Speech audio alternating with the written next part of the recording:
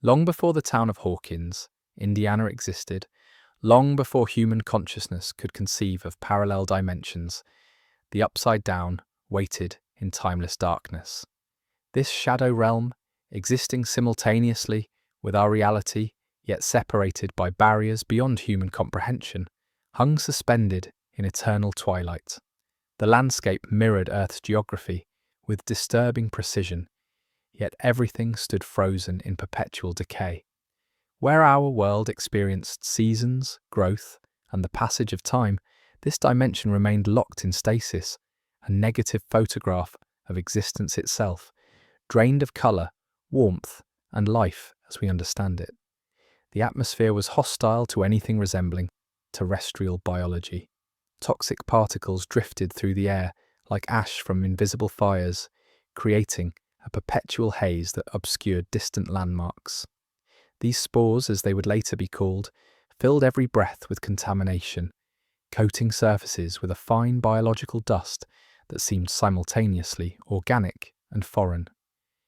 The temperature maintained a constant chill, not the fluctuating cold of winter, but a bone-deep frigidity that suggested the absence of thermal energy rather than mere low temperature. Electrical storms flickered across the dark sky, without rain, without thunder, silent lightning that illuminated the perpetual gloom for brief, unsettling moments. The vines represented perhaps the dimension's most distinctive feature. These organic tendrils spread across every surface, weaving through the landscape like neural pathways in some vast, slumbering brain. They pulsed with faint bioluminescence, creating the only light source in certain deep places. The vines connected everything: trees, ground, structures that would one day mirror human buildings, creating a network of extraordinary complexity. Whether this represented a primitive nervous system or simply the dimension's dominant flora remained unknowable in this era before human observation. The vines responded to stimuli with sluggish awareness, retreating from heat, reaching toward movement, suggesting some form of distributed consciousness that operated on timescales incomprehensible to creatures bound by linear time. The air itself carried dangers beyond mere toxicity. Breathing in the Upside Down, should any terrestrial organism attempt it, would introduce foreign biology into lungs designed for oxygen and nitrogen. The spores weren't simply particles, but living organisms, microscopic entities that could infiltrate, reproduce, and alter whatever host they encountered. This biological incompatibility extended to every aspect of the dimension's ecosystem. Water existed, but drinking it would poison rather than sustain. Plants grew, but consuming them would sicken rather than nourish. The dimension operated on fundamental principles alien to Earth's life-sustaining chemistry. The question of the Upside Down's origins remained, and remains, one of science's most profound mysteries. Did this dimension form alongside our own, twin realities diverging at some primordial moment of cosmic creation? The precision with which it mirrored Earth's geography suggested deep connection, yet the fundamental differences in atmospheric composition, biological systems, and physical laws indicated separate evolutionary paths. Some theoretical physicists would later propose that parallel dimensions emerged naturally from quantum fluctuations, each representing a different possible state of reality. Others argued for intentional creation, though by what intelligence and for what purpose no one could reasonably speculate. The timing of the dimension's formation proved equally mysterious. Had it existed for billions of years, evolving its hostile ecosystem through processes analogous to natural selection? Or had it spontaneously manifested more recently, perhaps forming only when specific conditions aligned between dimensional membranes? The frozen temporal state observed after human contact suggested the dimension experienced time differently than our universe, perhaps not experiencing it at all in the conventional sense. This temporal anomaly raised unsettling questions about causation and sequence. Could a dimension exist outside time, while simultaneously mirroring a world progressing through time? The paradoxes multiplied with each theoretical exploration. The relationship between the Upside Down and Earth proved particularly vexing to later researchers. The dimension didn't simply resemble our world, it replicated it with architectural precision. Every hill, every valley, every geographical feature found its dark twin in the shadow dimension. This wasn't approximate similarity, but exact correspondence, down to details that suggested active mirroring rather than coincidental parallel development. Yet the mirroring appeared selective. Natural geography replicated perfectly, but human constructions would only appear in the dimension after specific moments of contact, frozen forever at the instant of their dimensional imprinting. This selective reflection suggested the dimension possessed some form of observational capacity, though whether through sentience or mere physical law remained debatable. The barrier separating dimensions proved remarkably resilient under natural conditions. This membrane, as scientists would later term it, wasn't a physical wall but a fundamental separation maintained by the universe's basic architecture. Crossing between dimensions required more than physical force.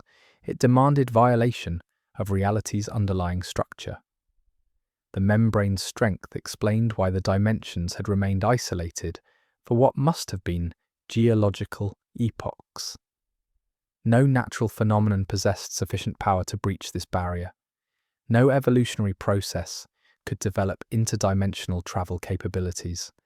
The separation was absolute, maintained by forces operating at quantum levels, where conventional physics dissolved into probability and uncertainty. What maintained this barrier's integrity involved physics beyond human understanding, even after dimensional contact became documented fact. Theoretical models suggested the membrane existed in dimensions beyond the 3 spatial and 1 temporal dimension humans perceived. Crossing it required simultaneous movement through spaces that didn't exist in conventional geometry. The energy requirements alone made natural breaching effectively impossible. Only directed intelligence, armed with technology or abilities capable of manipulating reality's fundamental fabric, could hope to create even temporary portals. The dimension's isolation, therefore, represented not merely distance or difficulty, but a fundamental segregation woven into the multiverse's basic structure. The ecosystem developing within this hostile environment demonstrated life's remarkable adaptability, even under conditions that defied Earth's biological principles. The organisms inhabiting the Upside Down weren't merely adapted to their environment, they were fundamentally different in structure and function from terrestrial life. The hive mind structure, which would later prove so significant, existed in this primordial era as an embryonic network of distributed consciousness. Individual creatures weren't truly individual, but nodes in a larger system, sharing sensory information and coordinating behavior through mechanisms that resembled telepathy more than chemical signaling. The proto-demogorgons represented the dimension's apex predators during this early period.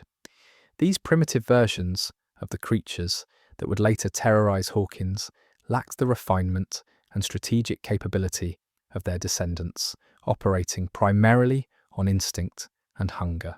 Their eyeless faces suggested evolution in an environment where vision provided minimal advantage, the perpetual darkness rendering sight less useful than other senses.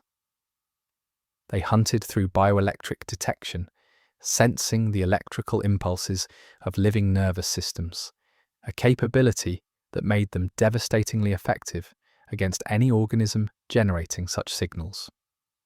Their flower petal mouths, lined with concentric rings of teeth, evolved for gripping and tearing rather than precision feeding, suggesting prey that required overwhelming force rather than careful consumption. The vine networks served multiple ecological functions beyond simple vegetation. They anchored the ecosystem, providing structural support for other organisms, while simultaneously connecting them through the rudimentary hive consciousness. Smaller organisms dwelled within the vine's protection, feeding on the bioluminescent secretions that provided both nutrition and faint illumination. The vines responded to threats with coordinated retraction, suggesting collective defensive behavior that transcended individual plant survival instincts. This interconnection created an ecosystem where the boundary between organism and environment blurred. Significantly, was the dimension itself alive or merely hosting living systems? The question assumed clear distinction between living and non-living that didn't cleanly apply to the Upside Down's alien biology. Energy sources in this lightless environment presented another biological puzzle. Earth's ecosystems ultimately depended on solar energy captured through photosynthesis, but the Upside Down received no sunlight. The dimension's organisms must have derived energy from alternative sources, perhaps geothermal processes, perhaps the electrical storms, perhaps mechanisms entirely foreign to terrestrial biochemistry. The bioluminescence suggested chemiluminescent reactions, organisms generating light through chemical processes that also provided metabolic energy. Whatever the mechanism, it sustained a complete ecosystem without any apparent energy input from outside the dimension, implying either perfect efficiency or access to energy sources humans didn't yet understand. The creatures inhabiting the dimension displayed characteristics suggesting they had evolved or been created specifically for this hostile realm. Their tolerance for the toxic atmosphere indicated respiratory systems processing compounds that would poison Earth organisms. Their resistance to the dimension's cold suggested metabolic processes generating internal heat or simply functioning at temperatures that would freeze terrestrial proteins. Their ability to navigate the perpetual darkness indicated sensory arrays optimized for this environment. Bioelectric detection, chemical sensing, perhaps perception of electromagnetic fields invisible to human senses. These adaptations weren't incidental, but fundamental, suggesting either millions of years of evolutionary pressure or deliberate design by some intelligence operating on principles beyond human comprehension. The hierarchical structure among species proved difficult to assess without human observation, yet certain patterns seemed evident from the ecosystem's later behavior. The larger predators dominated through size and ferocity, but the smaller organisms possessed advantages in numbers and infiltration capability. The vines, though sessile, wielded influence through their connectedness, potentially communicating threats across vast distances through their neural network. This created a complex web of relationships where dominance wasn't simple linear hierarchy, but multidimensional ecology with numerous niches and specialized roles. The system's stability suggested it had reached equilibrium, each species occupying its evolutionary niche with minimal competition for resources that seemed, paradoxically, to exist in perpetual scarcity, yet sufficient abundance to sustain the ecosystem indefinitely. The dimension's apparent sentience, or lack thereof, represented perhaps the most significant unknown during this primordial period. Did the Upside Down possess consciousness in any meaningful sense? The coordinated behavior of the vines suggested information processing and response to stimuli, but whether this rose to awareness remained questionable. The hive mind's embryonic state might have represented simple biological networking without central consciousness, analogous to ant colonies or fungal networks on Earth. Alternatively, it might have possessed a form of awareness so alien that human observers couldn't recognize it as sentience. The dimension's later behavior, responding to intrusions and adapting to threats, suggested at minimum a sophisticated reactive system, though whether this reflected consciousness or merely complex biological programming remained, and remains, hotly debated among researchers. The upside down existed in this dormant state for unknowable ages, a dimension unto itself, sealed away from human knowledge and human consequence. There were no invasions because there was no awareness of anything to invade. No malicious intent existed because no concept of other had penetrated the dimension's isolation. The ecosystem functioned in perfect, terrible equilibrium.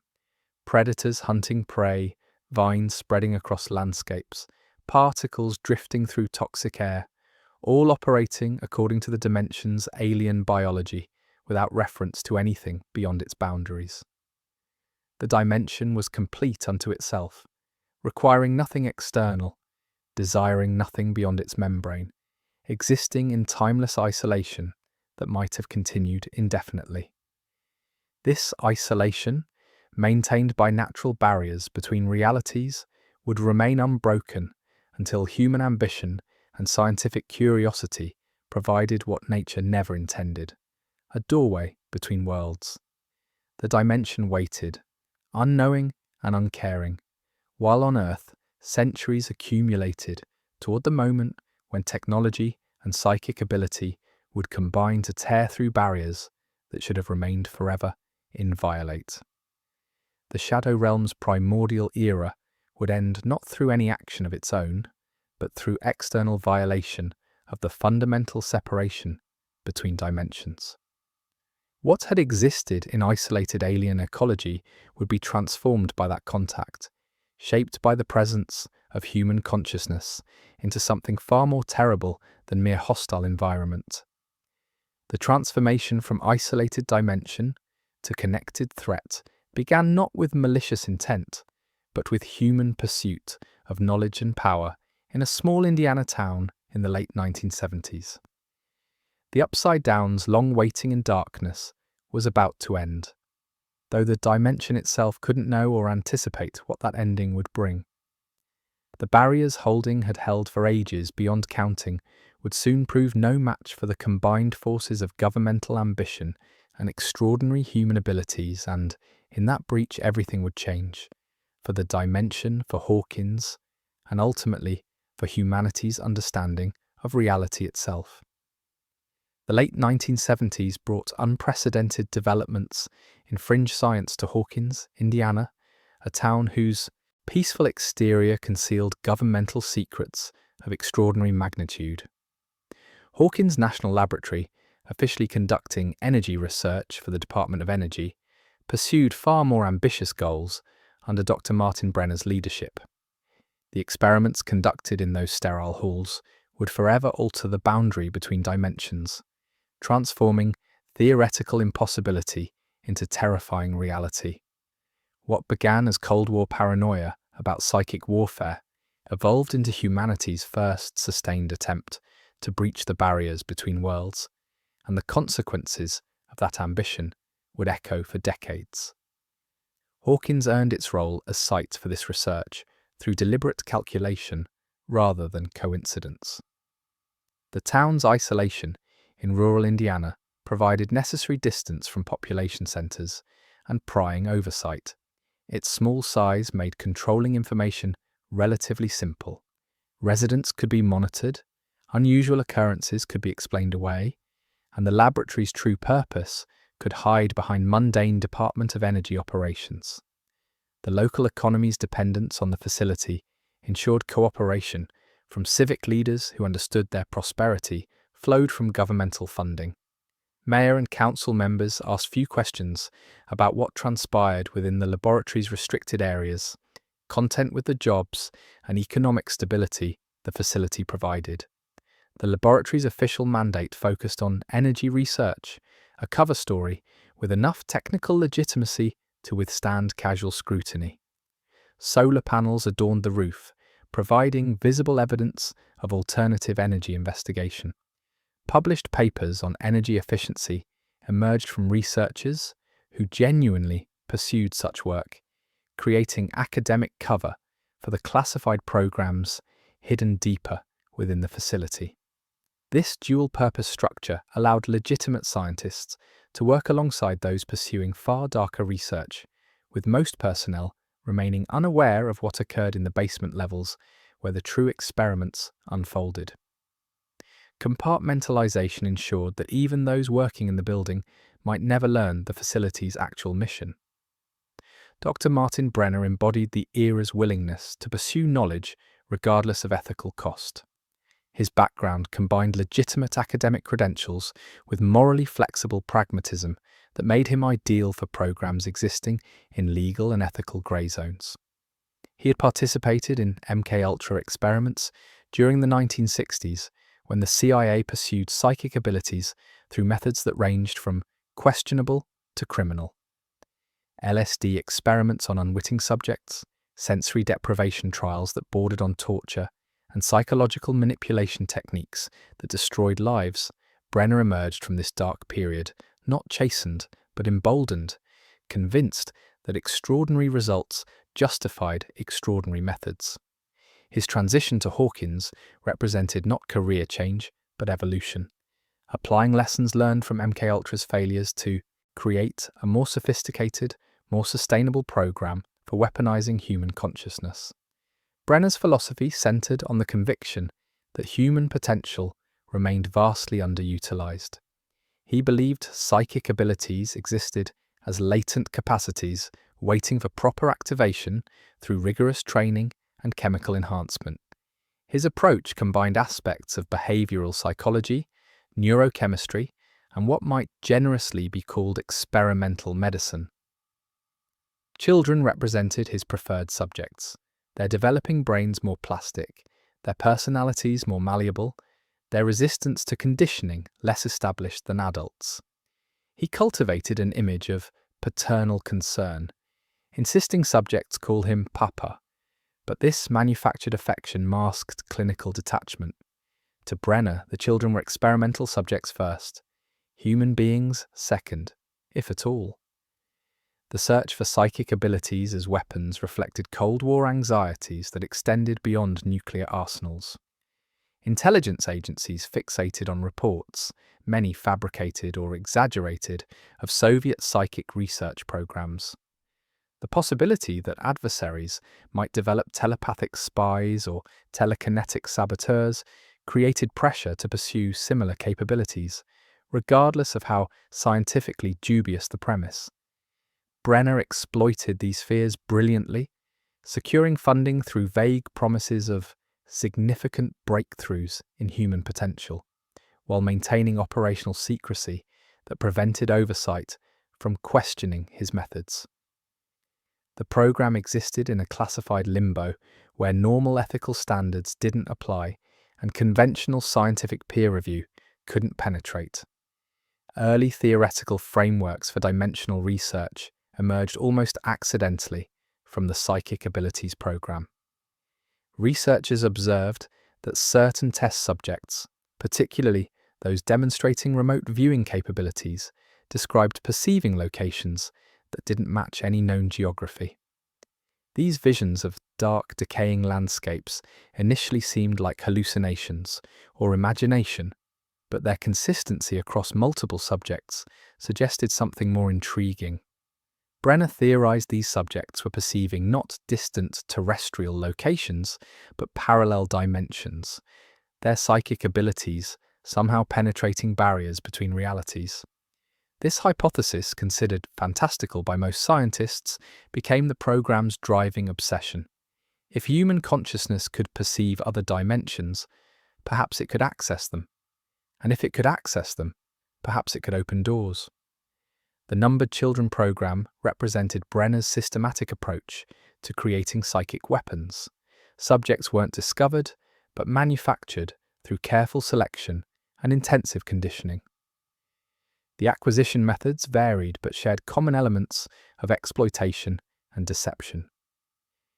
Some children came from mothers who had participated in early drug trials, their babies displaying unusual characteristics that suggested enhanced neurological development. Terry Ives became the program's most documented case, a young woman who volunteered for what she believed was legitimate research, never imagining her pregnancy would make her daughter a permanent test subject.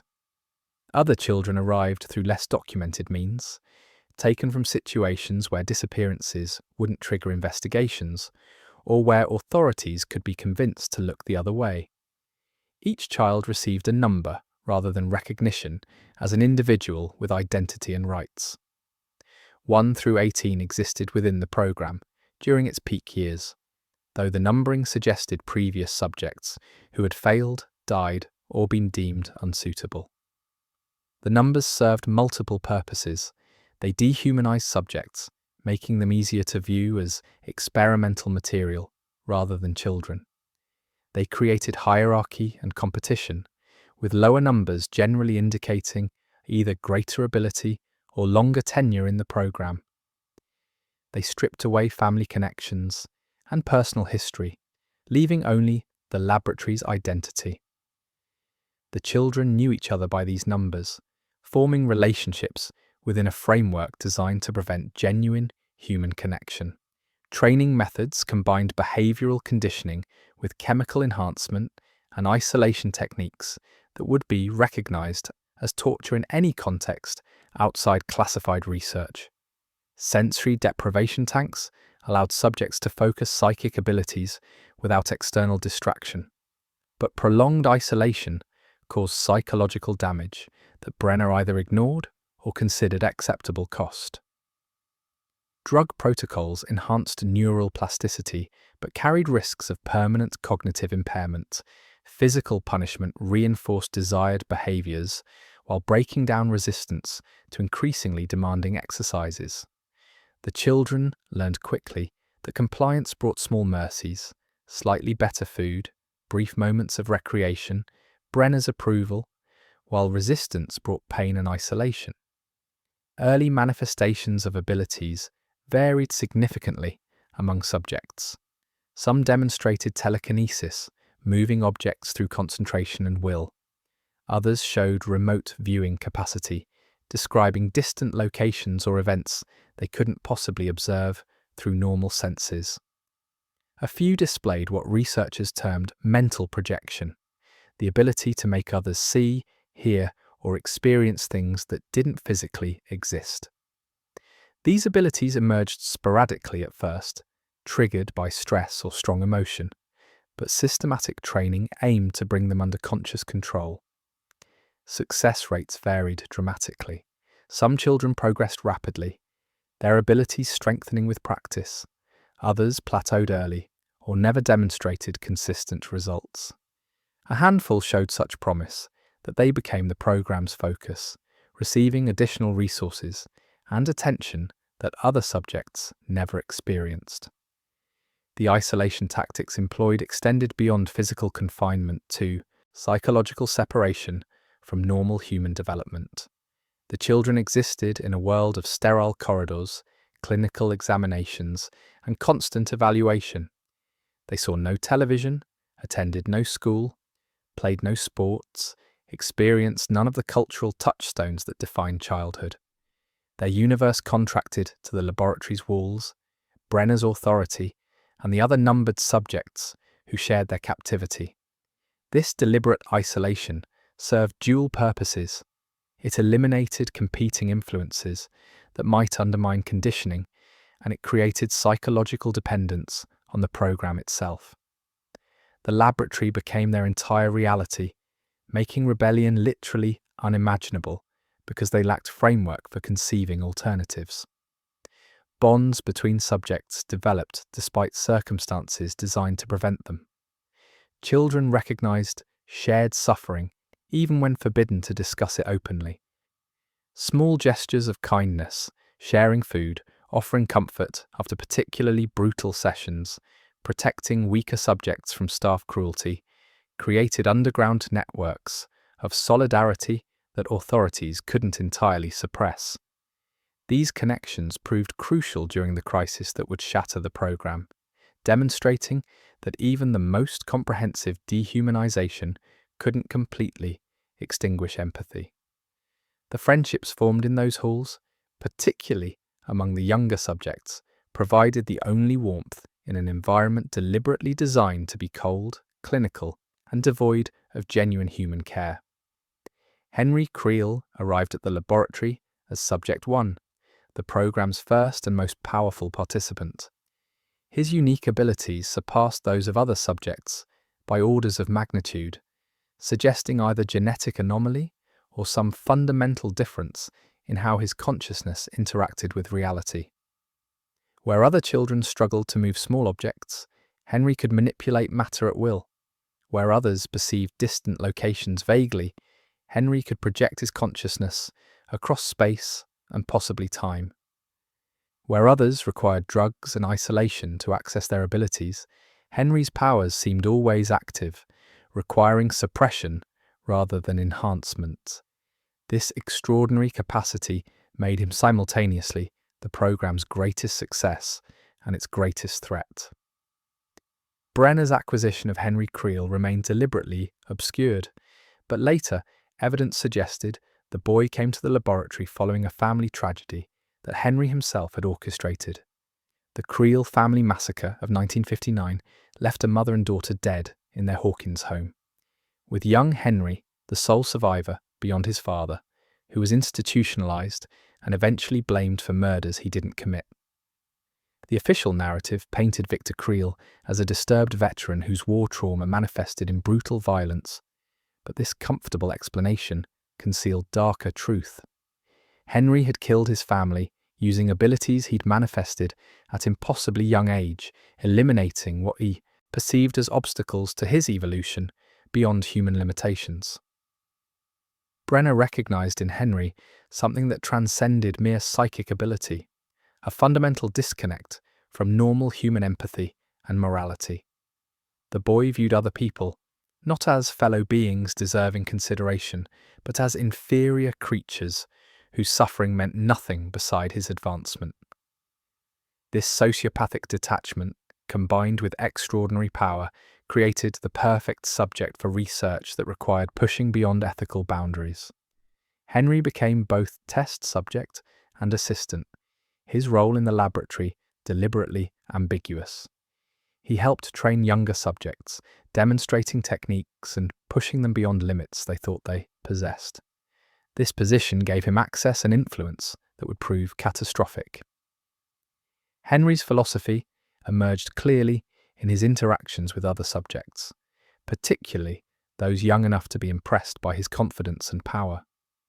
He spoke of humanity as a corrupt, violent species whose civilizing pretenses barely concealed savage nature. He argued that conventional morality represented chains binding superior beings to mediocrity, that true evolution required transcending human weakness. The dimension he perceived through his abilities, that dark mirror world of the upside down, represented to him not a threat but a solution, a realm free from humanity's flaws, where power alone determined worth.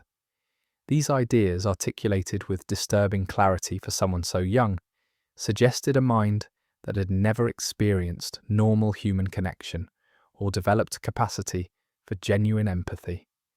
His role as orderly allowed Henry to move freely through the facility, trusted by staff who believed his youth, and Brenner's control ensured compliance. He wore this disguise effectively, playing the helpful assistant while privately viewing everyone, Brenner included, as beneath him. The other subjects sensed something wrong in Henry's attention, a predatory quality that distinguished his interest from even Brenner's clinical detachment. Where Brenner saw experimental subjects, Henry saw toys to be manipulated or obstacles to be eliminated. His influence on younger subjects proved particularly toxic, as he systematically undermined what little community they'd built, fostering division and fear that served his purposes. The tension between Henry and Brenner grew as the boy matured and his powers strengthened. Brenner needed Henry's cooperation for the dimensional research he increasingly prioritized, yet controlling someone of Henry's abilities grew progressively difficult. Inhibitor devices limited Henry's powers, but couldn't suppress them entirely without killing him. Chemical restraints worked temporarily, but required constant adjustment as Henry's body adapted. Psychological manipulation proved ineffective against someone who felt no genuine attachment to others and viewed all relationships as transactional. The program's greatest asset was, slowly, inexorably, becoming its greatest liability, and Brenner's failure to recognize this deteriorating dynamic would have catastrophic consequences. Henry's interest in 11 proved particularly significant during the months leading to the massacre. Jane Hopper, designated Subject 11, arrived at the laboratory as an infant, her mother Terry Ives having participated in drug trials while pregnant.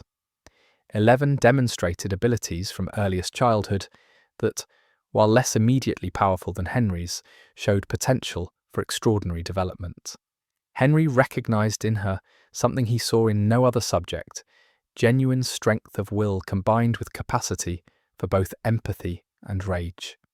He cultivated a relationship with her that appeared mentoring but served his purposes, teaching her to access anger as fuel for her abilities, while simultaneously planting ideas about Brenner's cruelty and the laboratory's injustice. September 8, 1979 began as ordinary laboratory routine, though later analysis would reveal subtle signs of the approaching catastrophe. Henry had been positioning himself for months, identifying subjects loyal to him, isolating those who might resist, and waiting for the moment when circumstances aligned for his ultimate rebellion. That day arrived when Brenner scheduled routine testing that required removing Henry's inhibitor temporarily. The brief window of unrestricted access to his full abilities provided all the opportunity Henry needed. What followed lasted perhaps 15 minutes, but would haunt survivors for the remainder of their lives. The massacre began in the Rainbow Room, the facility's primary testing area, where subjects gathered for exercises and evaluation. Henry's attack demonstrated the full terrifying scope of his abilities. He killed not through physical violence, but through psychic assault, crushing bones, rupturing organs, and destroying bodies with nothing more than focused will.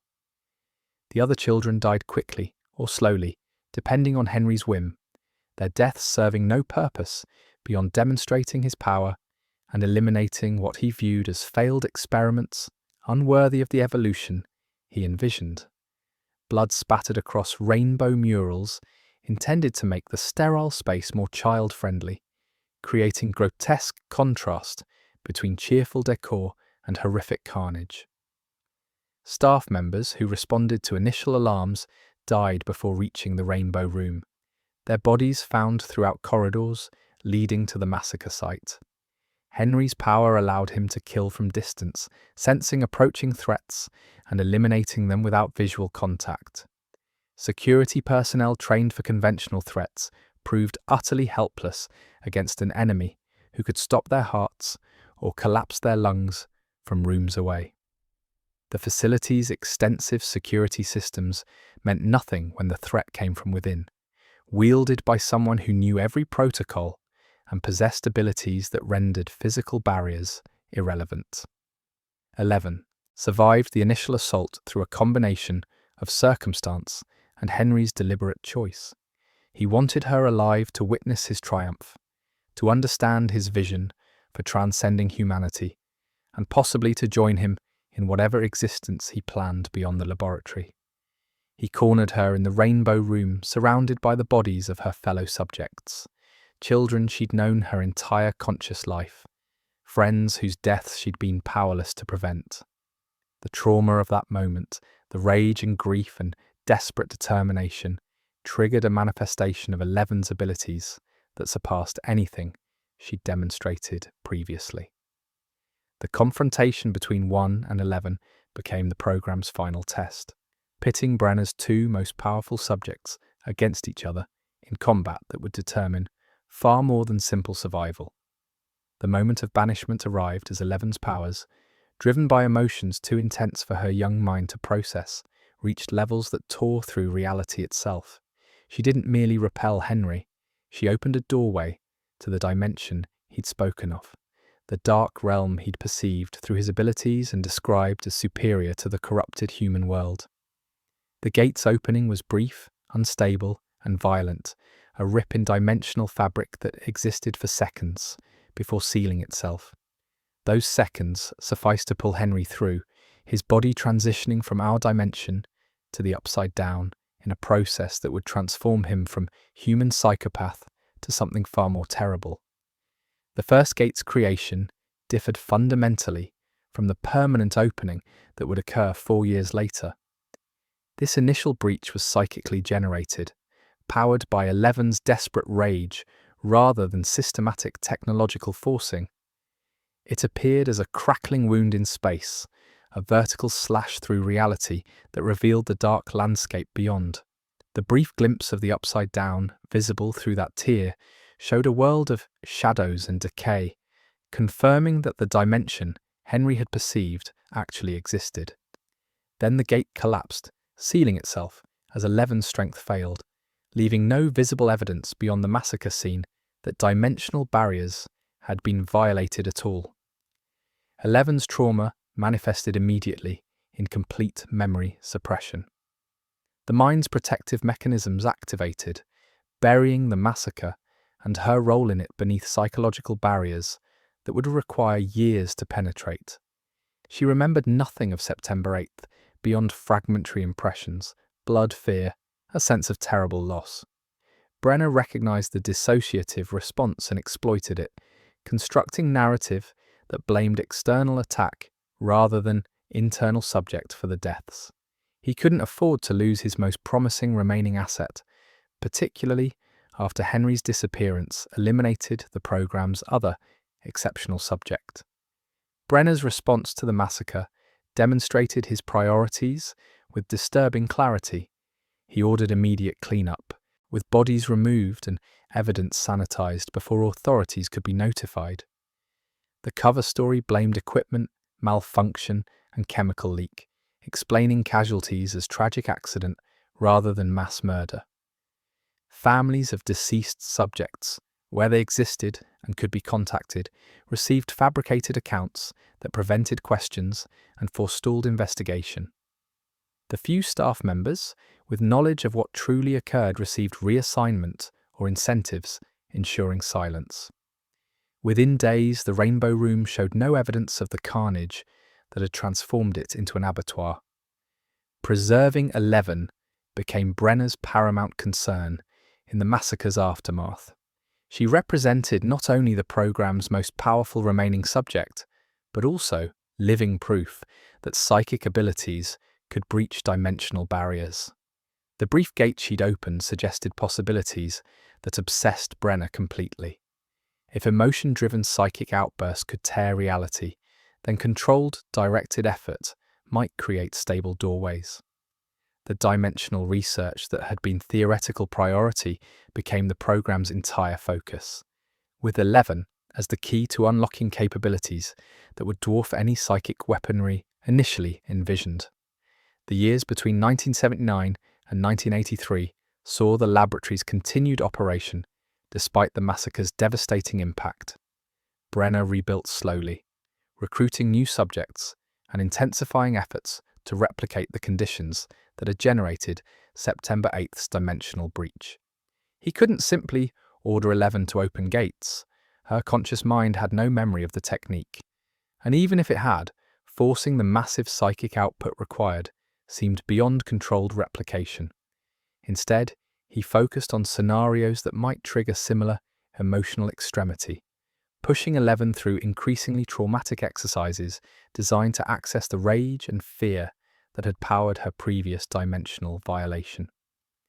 11's resistance to these efforts stemmed partly from psychological self-preservation and partly from fundamental moral opposition to Brenner's goals, even when she couldn't articulate that opposition consciously. Her training sessions became battles of will between subject trying to maintain boundaries and researcher determined to eliminate them. Brenner employed every manipulation technique his experience suggested, manufactured threats to make her feel protective urgency, false promises of reunion with her mother to generate hope, that could be weaponized, isolation and deprivation to break down resistance. These methods produced modest results in strengthening her telekinetic abilities, but failed to generate the dimensional breakthrough Brenner sought. Small breaches occurred during this period, none approaching the scale of 1979's gate, but sufficient to prove the dimensional barrier could be weakened through psychic assault. Eleven's exercises sometimes created momentary rifts, tears lasting milliseconds, through which observers glimpsed the dark dimension beyond. These incidents provided valuable data about the dimensional membrane's properties and suggested that sustained focused effort might produce stable openings. Brenner documented each occurrence meticulously, building theoretical framework for intentional gate creation that would guide the experiments, culminating in November 1983. Observations of the dimension beyond these brief openings revealed landscape that mirrored the laboratory's architecture with unsettling precision.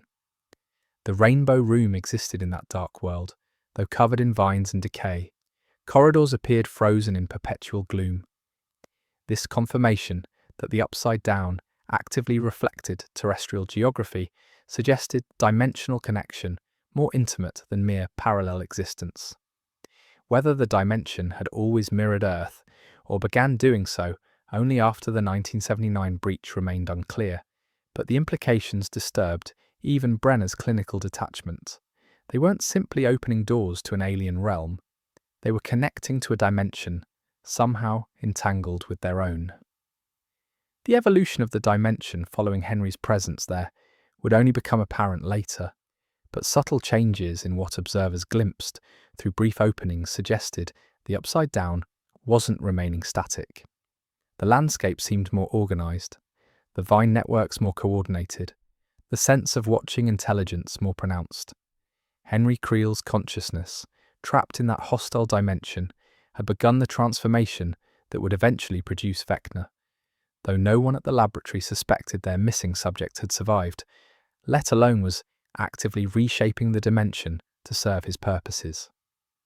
The assumption that Henry had died in the Upside Down's toxic environment proved one of Brenner's most catastrophic miscalculations.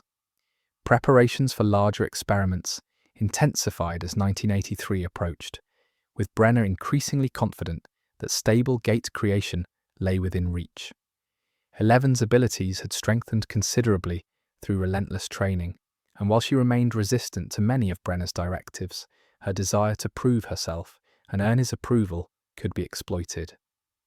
The sensory deprivation tanks provided controlled environments for focusing psychic abilities without external interference.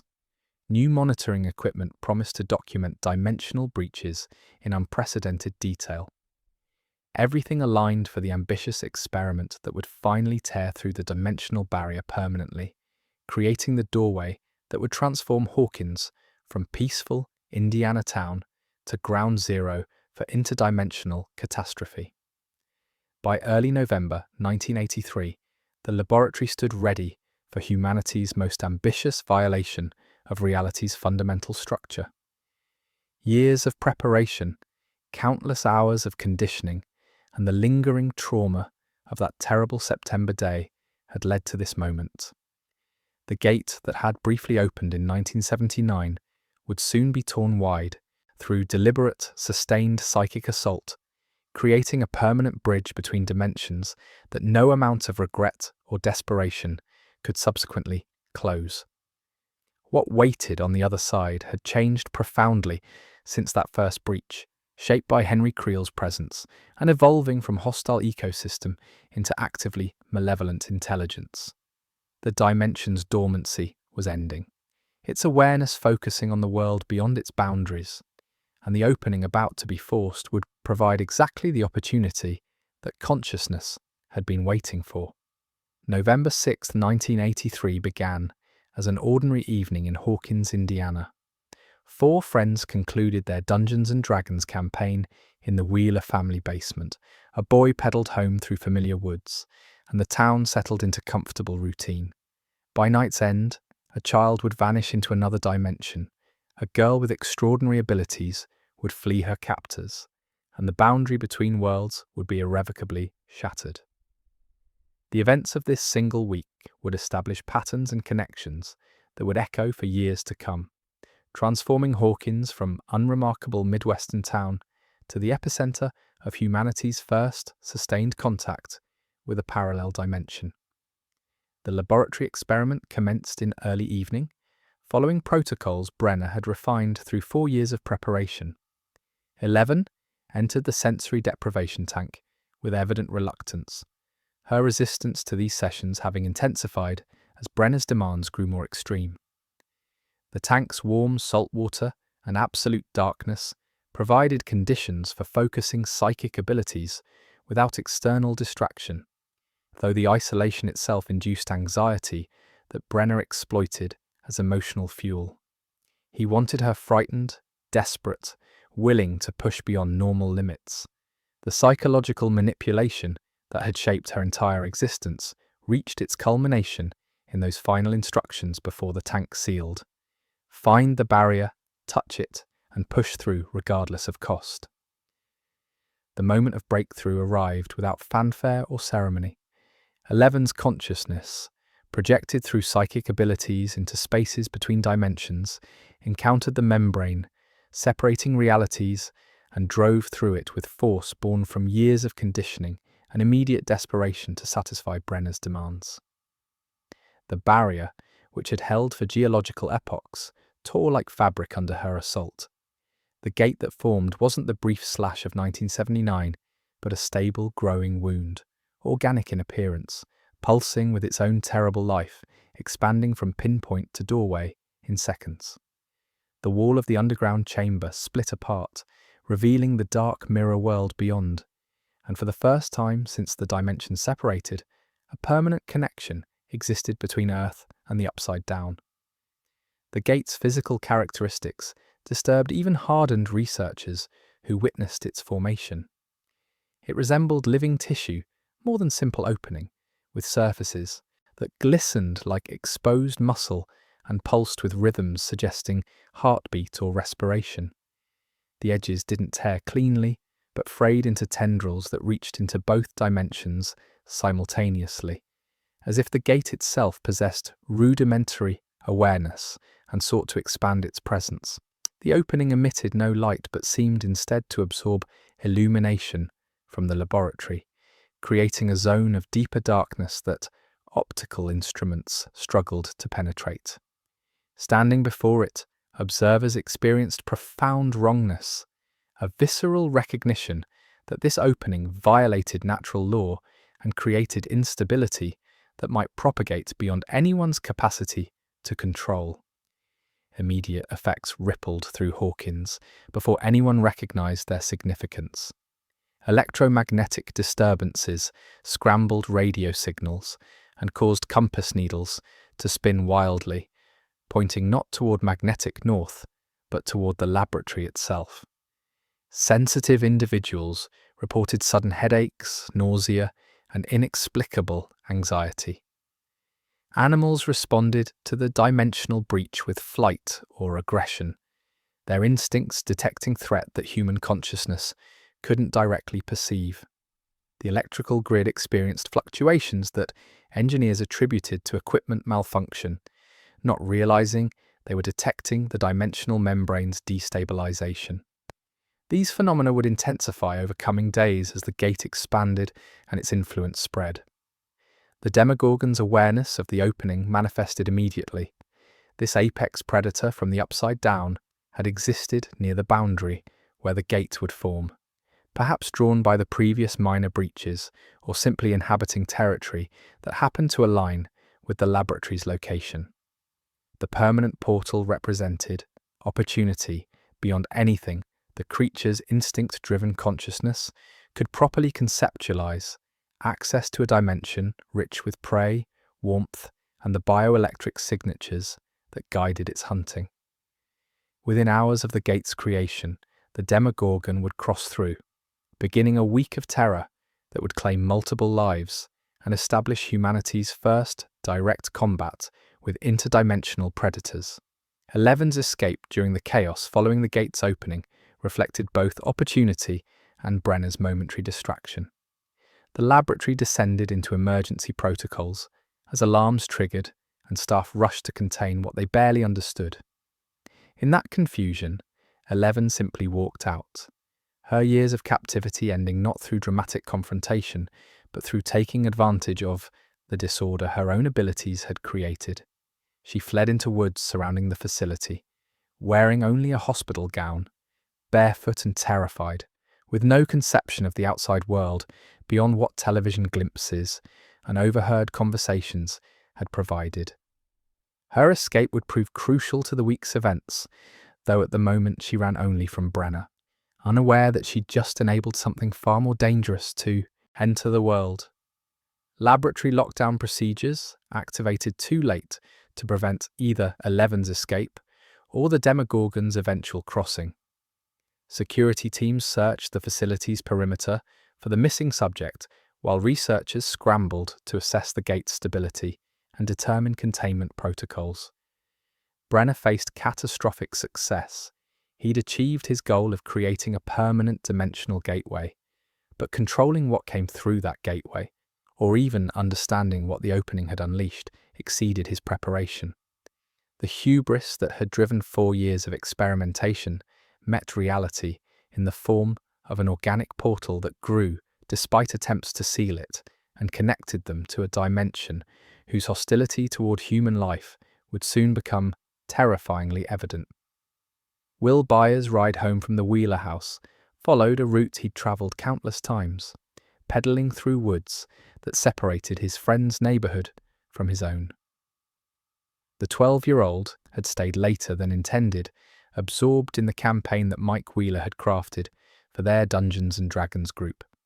His mother would worry, she always did when he came home after dark, but the woods held no fear, for someone who'd navigated them since childhood. The night was cold and clear, his bicycle light cutting through darkness that seemed no different from any other November evening. He couldn't have known that miles away, a portal had opened to a dimension of nightmare, or that a predator from that realm was about to make him the first human taken by the Upside Down. The Demogorgon's appearance came without warning. Will heard it before seeing it, a sound like wet breathing mixed with clicks and growls that seemed wrong in ways he couldn't articulate. When his bicycle light caught the creature, his mind struggled to process what stood blocking the path ahead. The faceless thing was tall, gaunt, humanoid yet utterly alien, with skin that appeared both slick and textured like a slug's surface. Its head, if that term applied, resembled a grotesque flower preparing to bloom, the petal-like segments closed but suggesting awful possibilities about what lay within. Will did what any terrified child would do. He turned his bicycle and pedalled desperately back the way he'd come, racing toward home with the monster following. The chase lasted minutes that must have felt eternal to the boy. The Demogorgon pursued with speed that shouldn't have been possible for something of its bulk, closing distance despite Will's frantic pedalling. He reached home, abandoned his bicycle in the yard, and burst through the door, screaming for his mother. Joyce was working late, the house standing empty, except for Will and his terror. He ran for the phone, managing to dial the number before the lights began flickering with the electromagnetic disturbance that accompanied the creature's interdimensional presence. His mother answered to static, and her son's desperate voice saying, "Mum?" before the connection failed. The Demogorgon entered the house, not through doors but through the wall itself, its abilities allowing passage between dimensions to create temporary portals where the membrane had grown thin. The wall dissolved into that organic doorway, through which the creature emerged into the living room where Will stood frozen. In that moment, the boy faced a choice between surrender and flight. He ran again, through the back door and across the dark yard toward the family's tool shed. The structure offered no real protection, merely a place to hide from something that could track him through senses that rendered darkness irrelevant. When the Demogorgon tore open the shed door, Will Byers vanished from Earth, pulled through a temporary portal into the Upside Down. The timeline alignment between the gate's opening and Will's abduction suggested more than coincidence. The Demogorgon crossed through the permanent portal at Hawkins' laboratory sometime between the evening breach and Will's encounter, making the boy's terrible luck a direct consequence of that day's experiments. Had the gate opened on any other date, or had Will chosen a different route home? Or had he left the Wheeler house 5 minutes earlier or later? The tragedy might have been averted.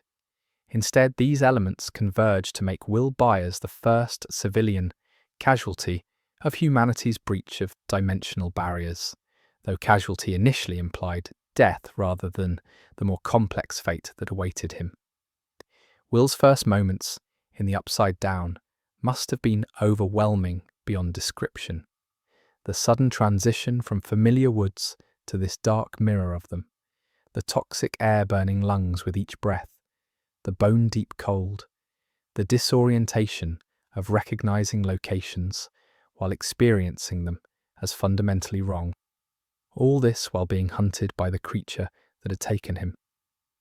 He ran through the shadow version of Hawkins, searching for shelter and finding only decay and darkness. Eventually, he located Castle Byers, the backyard fort he'd built with his brother Jonathan, which existed in the Upside Down as it existed in reality, frozen at the moment of the dimension's connection to Earth. There, amid memories and terror, he huddled and survived those first awful hours.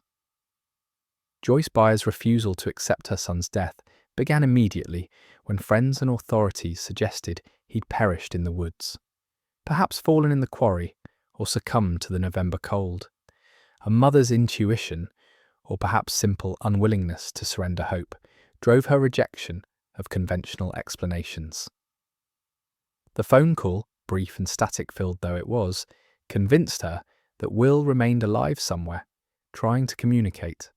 When the house's electrical system began manifesting strange behaviours, lights flickering in patterns that seemed responsive rather than random, Joyce recognised the possibility of contact.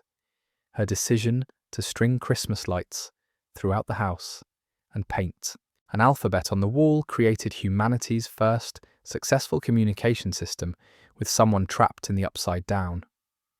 The Christmas lights communication, while crude, proved remarkably effective. Will could see the lights from within the Upside Down, one of the few elements that penetrated through the dimensional barrier, perhaps due to electromagnetic properties, or simply because light was observable from both sides of the membrane. By causing specific bulbs to illuminate, he could spell out words, answer questions, and maintain some connection to his mother and the world he'd been torn from. This discovery, that the dimensions overlapped spatially, even while remaining separate, would prove crucial to later rescue efforts and demonstrated that the membrane, while separating the dimensions, wasn't entirely impermeable to all phenomena. Will's survival in the Upside Down defied expectations about the dimension's hostility to human life. The toxic atmosphere should have killed him within hours through respiratory failure or poisoning. The cold should have induced fatal hypothermia. The lack of food and drinkable water should have led to dehydration and starvation. His survival suggested several possibilities. Perhaps brief exposure to the toxic particles was sustainable, even if prolonged exposure proved fatal. Perhaps the dimension's temperature, while uncomfortable, wasn't actually cold enough to kill quickly. Perhaps the human body could adapt briefly to conditions that would prove lethal long-term. Alternatively, something about Will's presence in the dimension might have changed how it affected him, though this possibility wouldn't be understood until much later. The group that would eventually rescue Will began forming through seemingly unconnected investigations. Mike Wheeler, Dustin Henderson, and Lucas Sinclair, Will's closest friends, refused to accept that their companion had died and began searching for him with the determination that only 12-year-olds who form deep bonds can muster.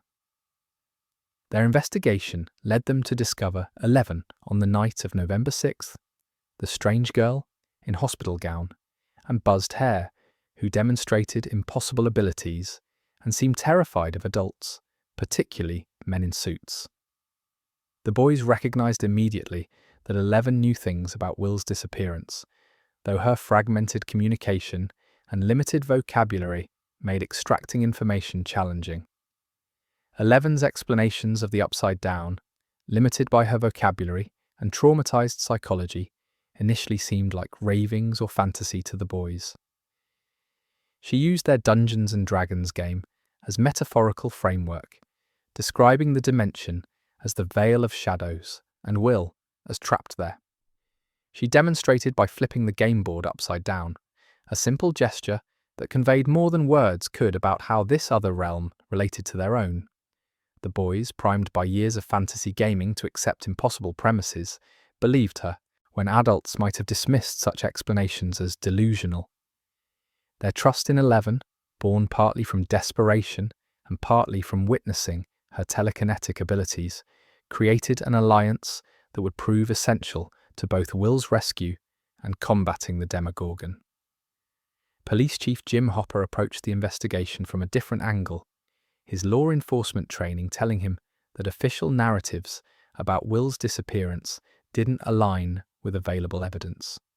The boys' abandoned bicycle, the testimony of Joyce about the phone call, and the sheer implausibility of Will simply vanishing without trace, all suggested something more complex than tragic accident. Hopper's investigation led him inevitably to Hawkins' laboratory, whose personnel stonewalled inquiries with practiced efficiency. Breaking into the facility, a desperate, illegal action, driven by conviction that they held answers, revealed the gate itself, that organic wound in reality that no amount of official denial could explain away. The parallel investigations converged as each group gathered pieces of a puzzle too strange for any single perspective to comprehend fully. The boys had 11 who possessed both knowledge and abilities crucial to locating Will. Hopper had discovered the gate and confronted the laboratory's conspiracy. Joyce maintained communication with her son through the Christmas lights, proving he remained alive despite conventional impossibility. Nancy Wheeler and Jonathan Byers, drawn into the mystery through Nancy's friend Barbara's disappearance to the same predator, provided additional observations about the creature and its hunting patterns. These separate threads wove together into understanding, incomplete and terrifying, of what Hawkins faced. The upside down, as experienced by those who entered it to search for Will, exceeded any description 11 had provided. Joyce and Hopper, passing through the gate into that dark realm, found themselves in a Hawkins they recognized, yet transformed beyond recognition. The laboratory existed there, but covered in vines and decay, lit by bioluminescent growths rather than electricity. The air itself felt wrong, too thick, laden with spores that invaded lungs and left residue on skin. The cold penetrated clothing inadequately designed for interdimensional rescue operations. Most disturbing was the silence. Not true absence of sound, but muffling of expected noises, as if the dimension absorbed acoustic energy differently than Earth's atmosphere. The dimension's geography mirrored Hawkins with precision that suggested more than coincidental parallel development. Streets existed where streets should be, buildings stood in correct locations, even specific details like parked cars and playground equipment had their dark twins in this shadow realm. Yet everything appeared frozen at November 6th, 1983, the moment the gate opened. Changes in Hawkins after that date didn't manifest in the upside down, suggesting the dimension had locked onto Earth's configuration at the instant of contact. This temporal freezing raised profound questions about the dimension's nature and how it related to human reality, questions that researchers would struggle with for years. The vine networks that had seemed significant but contained in observations through the gate revealed their true scale when viewed from within the dimension. They covered everything, running along walls, across floors, hanging from ceilings, and burrowing into ground. These weren't simply plant growths but seemed more analogous to neural tissue, organic cables transmitting information throughout the dimension, connecting disparate locations, perhaps forming the physical substrate of the hive consciousness that coordinated the realm's organisms. Disturbing the vines triggered responses across wide areas, suggesting they served as sensory array as much as structural element. Fire damaged them significantly, a discovery that would prove tactically important in later conflicts. The spore-filled atmosphere created constant respiratory irritation and visibility problems. These particles floating everywhere like perpetual snow seemed to be both environmental component and potential mechanism for the dimension's infectious qualities. Breathing them introduced foreign biology into human lungs, where they could potentially take root and grow, creating the infection that Will was developing during his week in the dimension. The spore's origin remained unclear. Were they reproductive elements of the vines, waste products of the dimension's metabolism, or deliberate defensive mechanism against intrusion? Whatever their purpose, they rendered the Upside Down actively hostile to human presence. Communication from within the dimension proved possible but difficult. Will had managed it through the Christmas lights, but Joyce and Hopper found they could also be heard in the human world if they spoke loudly enough, their voices carrying through the dimensional membrane as muffled, distorted sounds. This acoustic penetration, like the visibility of lights across dimensions, suggested the separation between worlds wasn't absolute, but permitted certain phenomena to traverse the boundary. Understanding these transmission properties would later inform strategies for coordinating actions across dimensions during the final confrontation with the Demogorgon. The rescue of Will Byers required coordinated effort across multiple locations and dimensions. 11 psychic abilities allowed her to locate Will within the Upside Down and guide the rescue party toward Castle Byers, where he'd taken refuge. Joyce and Hopper's physical entry through the laboratory gate gave them access to the dimension, despite the obvious dangers. The timing was critical. Will had survived a week in that toxic environment, but medical understanding suggested longer exposure would prove fatal. The infection growing inside him, evidenced by the slug-like organism he'd ingested or inhaled, indicated that the dimension was actively colonizing his body, transforming him from visitor into host for its biology. The confrontation with the Demogorgon occurred not at Castle Byers during the rescue, but at Hawkins Middle School, where 11 and the boys had taken refuge from both the creature and laboratory agents pursuing them. The Demogorgon had been hunting throughout the week, claiming Barbara Holland as its second victim and terrorizing those who encountered it. Its appearance at the school represented convergence of all threat vectors, the creature itself, Brenner's agents seeking to recapture 11, and the dimensional instability spreading from the gate's continued expansion.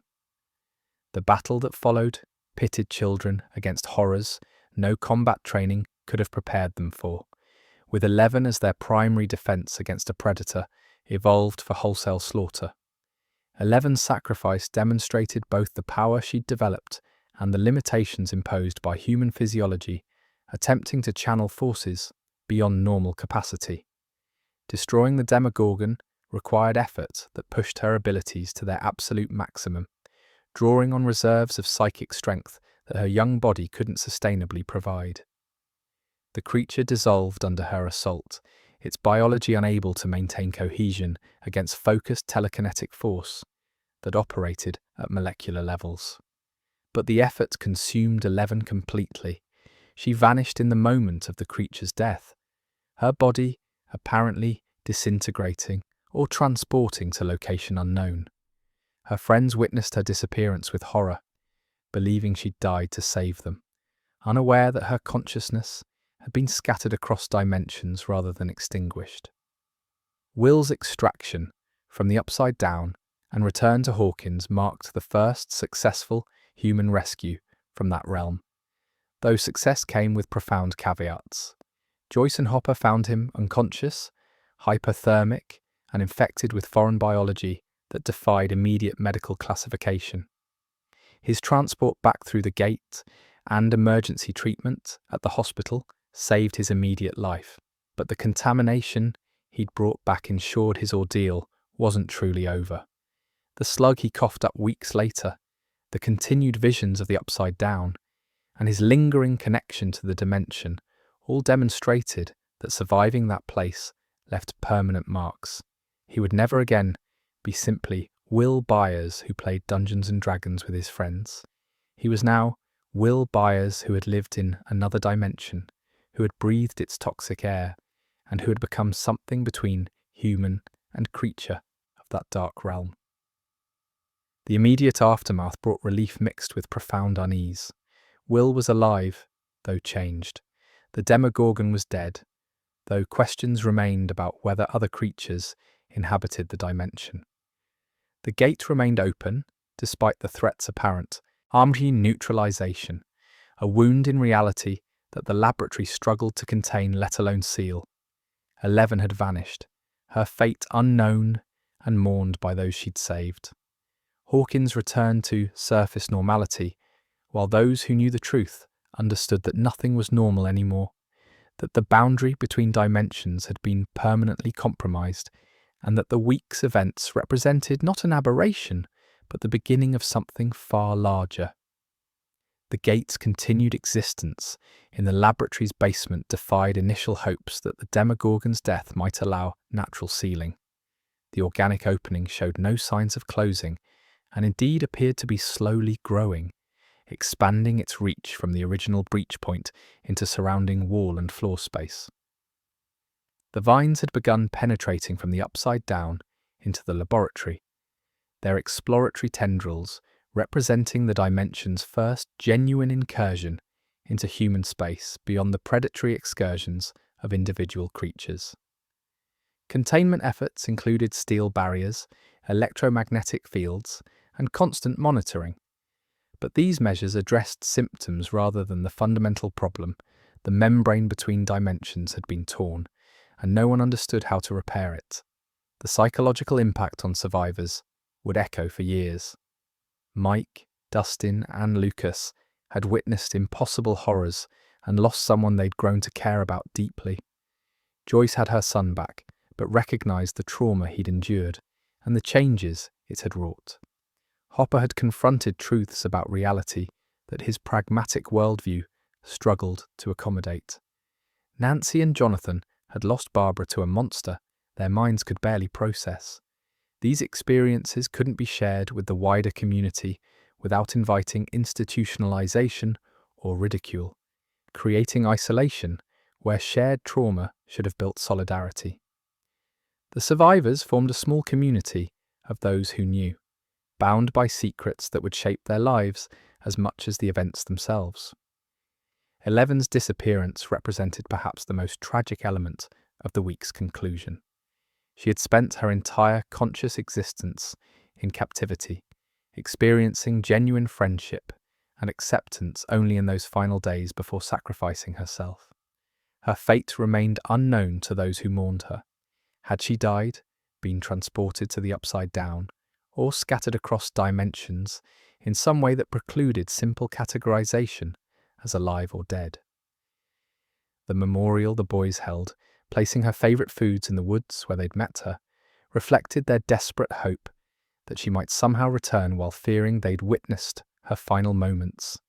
The truth that she survived in the Upside Down, struggling to find her way back, wouldn't be revealed for months, leaving those who cared about her to grieve someone they'd barely known, but who had fundamentally changed their understanding of what friendship and sacrifice meant. The creature's death proved to be exactly what those familiar with biology should have feared, not an ending, but a signal. The Demogorgon's destruction in the human world sent ripples through the Upside Down's interconnected ecosystem. The hive consciousness, still primitive but growing, registered the loss of one of its predators. More significantly, something vast stirred in the dimension's depths, awakened by disturbances that penetrated even into that realm's dark heart. The Mind Flayer, though it wouldn't be named or understood for another year, had begun paying attention to the world beyond its domain, recognizing both threat and opportunity in these incursions across dimensional boundaries. The Demogorgon's death wasn't victory, but prologue, the first casualty in a conflict that would escalate far beyond anyone's November 1983 comprehension. Will Byers' rescue ended one chapter while opening another, closing the immediate crisis while establishing conditions for future catastrophes. The gate stood open, growing slowly but inexorably. The Upside Down had tasted human presence and responded with interest that would curdle into active hostility. Will himself carried infection that would make him vector for the Dimension's next invasion attempt. 11 lived but remained lost, her powers the key to humanity's defense, and potentially to sealing the breach her abilities had created.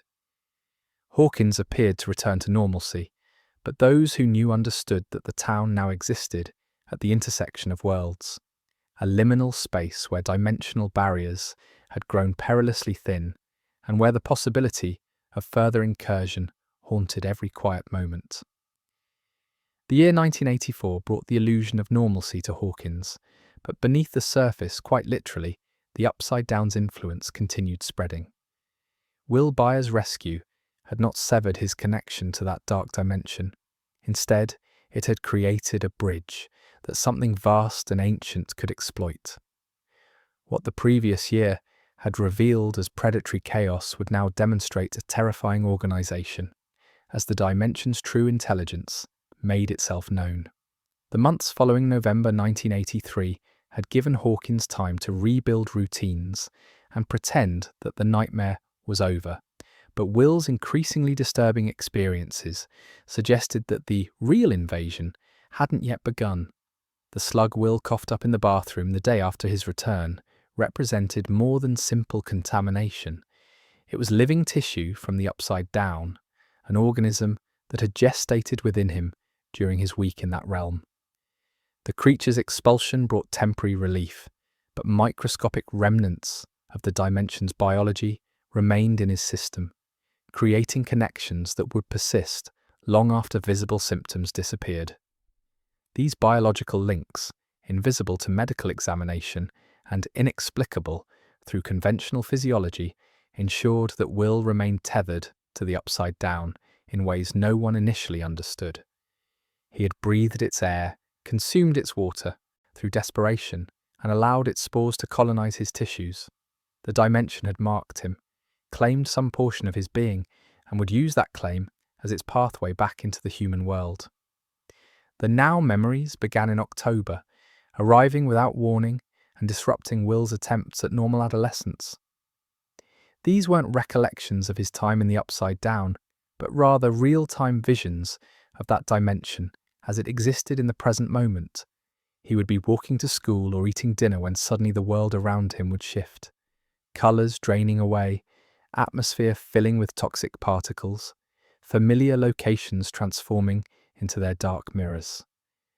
These episodes lasted seconds or minutes, leaving him disoriented and terrified, uncertain whether he'd actually travelled to the other dimension or merely perceived it overlaid on reality. The medical professionals his mother consulted attributed the experiences to post-traumatic stress, but Will knew these visions weren't memories or hallucinations. He was seeing the Upside Down as it existed now, experiencing some form of interdimensional perception that his week in that realm had activated. The anniversary effect intensified these visions as November approached, with episodes increasing in frequency and duration. Will's connection to the dimension strengthened rather than fading, suggesting the biological links were growing more robust rather than attenuating with time. He began seeing things that hadn't been present during his captivity there. The tunnel networks, spreading beneath Hawkins like infection through tissue, the coordination of organisms that had seemed merely instinctively predatory, and most disturbing, the shadow in the sky. This massive presence, spider-like in silhouette yet too large to comprehend fully, hung over the Upside Down's landscape like storm clouds gathering before catastrophic weather. Will didn't understand what he was seeing, but the entity's scale and the menace it radiated convinced him that the dimension harboured intelligence, far exceeding any single creature's capacity. True sight, the ability to perceive the upside down, overlaid on the normal world, represented the most advanced stage of Will's connection. Unlike the now memories, which transported his consciousness to the other dimension, true sight allowed him to see both worlds simultaneously. Walking through Hawkins, he could observe the vine network spreading beneath streets and buildings, could see the decay that mirrored human structures, could watch as the dimension's influence crept incrementally into spaces where dimensional barriers had worn thin. This perception proved both curse and tactical advantage. It terrified him with knowledge of how extensively the Upside Down had penetrated beneath the town, yet it also provided intelligence about the invasion's scope that no other observer could obtain. The tunnels spreading beneath Hawkins represented the dimension's most aggressive incursion into human space since the gate's initial opening. These weren't human-made excavations, but organic growths, living tissue tunneling through soil and rock, creating a subterranean network that extended for miles in every direction from the laboratory. The tunnel system's discovery came through Hopper's investigation of dying pumpkin crops, agricultural damage that stemmed from the toxic influence spreading through ground where tunnels had penetrated. What began as concern about contaminated farmland revealed something far more alarming. The Upside Down was physically invading Earth's subsurface, creating infrastructure for expansion that suggested planning rather than mere spreading. Will's artistic documentation of his visions provided the first maps of this subterranean infection. He drew compulsively, filling page after page with images of tunnels, vines, and the massive shadow entity. His artistic talent capturing details his conscious mind struggled to articulate. These drawings, initially dismissed as therapeutic art helping him process trauma, proved to be accurate representations of actual conditions beneath Hawkins. When compared to Hopper's exploration findings, Will's maps aligned perfectly with tunnel locations, demonstrating that his visions showed genuine interdimensional perception rather than fantasy. His artwork became reconnaissance data, providing crucial intelligence about the invasion's extent and the tunnel's connection to a central hub. Medical consultations revealed nothing useful because conventional medicine had no framework for understanding interdimensional biological contamination. Doctors examined Will, found him physically healthy, apart from elevated stress indicators, and attributed his psychological symptoms to the trauma of his disappearance. The possibility that he carried foreign biology from another dimension, that microscopic organisms were establishing neural connections between his nervous system and an alien ecosystem, simply didn't exist within their diagnostic frameworks. Joyce knew the medical establishment couldn't help her son because they refused to acknowledge the dimension's existence despite all evidence, but her desperation for any explanation, any treatment, drove her to seek professional opinions that inevitably disappointed. The progression from observer to target marked a crucial shift in Will's relationship with the Upside Down. Initially, his vision seemed passive. He witnessed the dimension without the dimension acknowledging his observation. This changed as October deepened toward November. The shadow entity began noticing him during episodes of true sight, its attention focusing on Will with recognition that suggested intelligence and purpose. The creature, though creature seemed inadequate terminology for something so vast, was hunting him, using the biological connection to locate him across dimensional boundaries. Will felt this attention as physical presence, a weight of malevolent awareness that made his skin crawl and triggered flight responses even when no physical threat manifested in the human world. The Mind Flayer's identification came through Dustin Henderson's encyclopedic knowledge of Dungeons & Dragons lore. When Will described the shadow entity, its vaguely humanoid yet spider-like form, its impossible scale, its sense of vast intelligence, Dustin recognized parallels to the game's Mind Flayer monster. The name was imperfect, borrowed from fantasy rather than reflecting the entity's actual nature, but it provided terminology for something that defied conventional description. More importantly, the game's depiction of Mind Flayers as hive mind coordinators who enslaved other creatures through psychic domination provided conceptual framework for understanding what they faced. This wasn't simply a large predator from the upside down, it was the intelligence directing that dimension's ecosystem, the consciousness that had shaped those organisms into coordinated force. The entity's nature as hive mind rather than individual organism explained numerous previously puzzling observations about the upside down's ecology. The vine networks weren't just plant growth, but neural tissue, physical manifestation of the Mind Flayer's distributed consciousness. The Demogorgon hadn't been independent predator, but controlled asset, directed by the greater intelligence towards specific targets.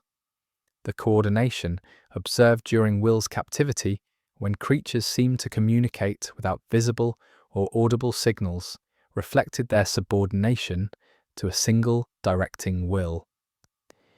The Upside Down wasn't an ecosystem in the terrestrial sense, but more analogous to a single organism, the Mind Flayer, with specialized structures serving different functions within that unified being. Ancient intelligence characterized the Mind Flayer better than alien consciousness. Something about the entity suggested existence spanning geological time, awareness that predated human civilization by orders of magnitude. Whether it had evolved within the Upside Down or arrived there from some other origin, whether it represented singular being or collective consciousness of many entities merged into unity, these questions exceeded available information. What seemed clear was that the Mind Flayer possessed strategic intelligence, capacity for long-term planning, and understanding of concepts like invasion, conquest, and patient preparation. This wasn't mindless hunger, but calculated aggression, recognition that the opened gate provided opportunity that had never existed during the dimension's isolation. The Mind Flayer's goals extended beyond simple predation to something more ambitious and more terrible. It sought not merely to hunt in the human world, but to spread there, to expand its domain beyond the Upside Down's boundaries, to consume and transform Earth itself. The tunnel system represented preliminary infrastructure for full invasion, establishing presence, weakening dimensional barriers, creating routes for organisms to spread without relying on the single gate at Hawkins' laboratory. The possession strategy that it would soon employ against Will demonstrated understanding of espionage and infiltration, tactics that suggested military intelligence rather than animal behavior. Humanity faced not a dangerous ecosystem, but an adversary, an intelligence with hostile intent and the capability to execute complex plans toward achieving dominion.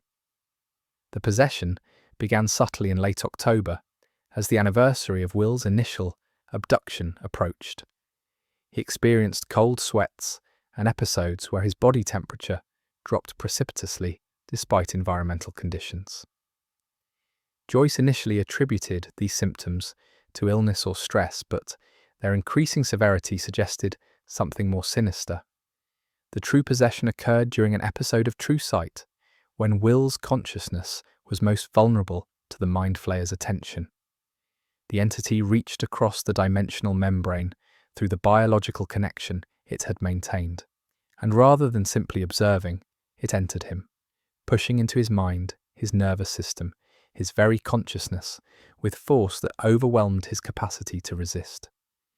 The Mind Flayer's gradual takeover of Will demonstrated disturbing sophistication in how it approached possession.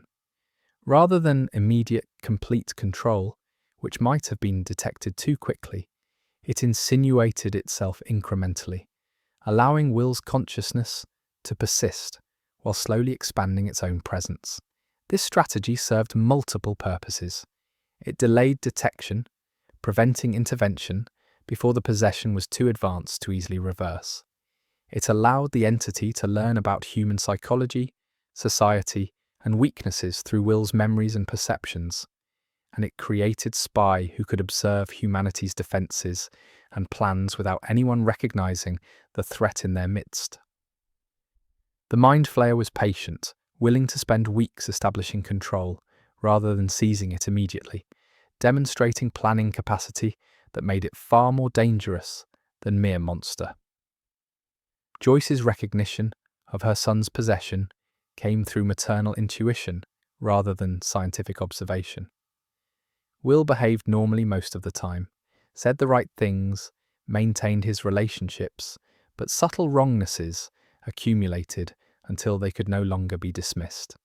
His memories showed gaps or inconsistencies. His preferences shifted in small but meaningful ways. Most significantly, he reacted to heat with aversion, bordering on phobia, pulling away from warmth, seeking cold, displaying discomfort around the household's furnace that seemed disproportionate to any normal temperature sensitivity. This heat aversion reflected the Mind Flayer's nature as creature of a perpetually cold dimension, its biology incompatible with the thermal comfort humans sought. Through Will, the entity experienced warmth as burning, light as painful, human body temperature as fever. The entity's use of Will to spy on defensive plans proved devastatingly effective. It attended meetings where Will's friends and family discussed strategies for combating the tunnel system, observed Hopper's investigation techniques, and learned about the laboratory's capabilities and limitations. This intelligence gathering allowed the Mind Flayer to stay ahead of containment efforts, anticipating interventions and adapting its strategies accordingly. The creature demonstrated through this espionage that it understood concepts like deception, intelligence warfare, and the tactical value of information. Every plan discussed in Will's presence became compromised, every strategy known to the enemy before implementation, turning the very victim humanity sought to protect into the weapon that undermined defense. Communication through Morse code represented Will's desperate attempt to assert some control during moments when the Mind Flayer's grip temporarily loosened. He managed to tap out messages using the few seconds when his consciousness surfaced sufficiently to direct his body, warning his mother about the possession and providing crucial information about the entity's location and intentions. These brief windows of autonomy demonstrated that Will's consciousness persisted within the possessed shell, fighting constantly against the overwhelming presence that had invaded him. His courage during these moments, using every fragment of freedom to help rather than simply to plead for rescue, showed remarkable strength and provided intelligence that would prove essential to eventual victory. The exorcism that purged the Mind Flayer from Will's body relied on the entity's vulnerability to heat. Hopper and Joyce created a sauna-like environment in their shed, raising the temperature to levels that human physiology could barely tolerate, but that proved actively hostile to the cold-adapted creature possessing Will. The process was excruciating for both Will and the entity sharing his nervous system, the boy experiencing physical pain from extreme heat, while also feeling the Mind Flayer's agony as its presence burned away under thermal assault that it couldn't resist. The screaming during exorcism came from both consciousnesses, their suffering momentarily unified before final separation. Will's strategic value extended beyond the possession itself to include his intimate knowledge of the tunnel system. Having witnessed its layout through true sight, and having experienced the Mind Flayer's perspective while possessed, he understood the subterranean network structure better than any mapping could reveal. His guidance led Hopper and Bob Newby to the hub, the central nexus, where tunnel branches converged, representing the system's heart and primary connection point to the greater upside down. Attacking this hub rather than fighting the system, piecemeal provided the strategy that would ultimately weaken the invasion's infrastructure, though at terrible cost. The Demodog life cycle's revelation came through Dustin's ill-advised adoption of what he believed was an unusual tadpole. Dart, as Dustin named the creature, transformed from slug-like organism to adolescent demogorgon over the course of weeks, demonstrating that the Upside Down's apex predators underwent developmental stages analogous to amphibian metamorphosis. The tadpole form allowed the creatures to begin life small and hidden, growing rapidly once established in favorable environment. This life cycle strategy suggested that the slug Will had coughed up wasn't mere contamination, but potentially an organism that could have matured into full demogorgon had it survived longer in his system. The Dimension's invasion tactics included not just full-grown predators crossing through gates, but also seeding the human world with larvae that would mature into threats. The pack mentality demonstrated by Demodogs during their assault on Hawkins' laboratory revealed coordination far exceeding normal predatory behavior. These weren't individuals hunting cooperatively, but rather extensions of the Mind Flayer's unified will, acting with perfect synchronization because they shared a controlling consciousness. The attack itself showed strategic planning, targeting the laboratory specifically, overwhelming security through numbers and ferocity, systematically slaughtering personnel to neutralize humanity's primary research facility studying the dimensional incursion. Bob Newby's sacrifice during this assault, staying behind to restore power and enable others' escape while knowing he couldn't survive, demonstrated the human courage that would prove essential in all future confrontations with the Upside Down's forces. Eleven's return after nearly a year missing provided the capability necessary to close the gate before the Mind Flayer could complete its invasion. Her time away, spent in Chicago and then in hiding with Hopper, had allowed her powers to recover from the damage inflicted by destroying the Demogorgon. More than recovery, her abilities had strengthened, matured through her growing understanding of emotional control and through Kaylee's brief tutelage in focusing rage productively. She returned changed, not just more powerful, but more purposeful, understanding that her abilities carried responsibility to protect those who couldn't protect themselves. Her arrival coincided with the invasion's climax, suggesting either remarkable timing or perhaps some psychic awareness of when and where she was needed most. The dual strategy employed in November 1984 reflected learning from previous years' reactive scrambling. Burning the tunnels would weaken the Mind Flayer's physical presence in Hawkins, destroying its infrastructure and forcing retreat. Simultaneously, closing the gates would sever the primary connection between dimensions, eliminating the entity's direct access to the human world. These actions required precise coordination. The tunnel burning needed to distract the Mind Flayer's attention, while 11 sealed the gate, preventing the entity from concentrating its full power on stopping her.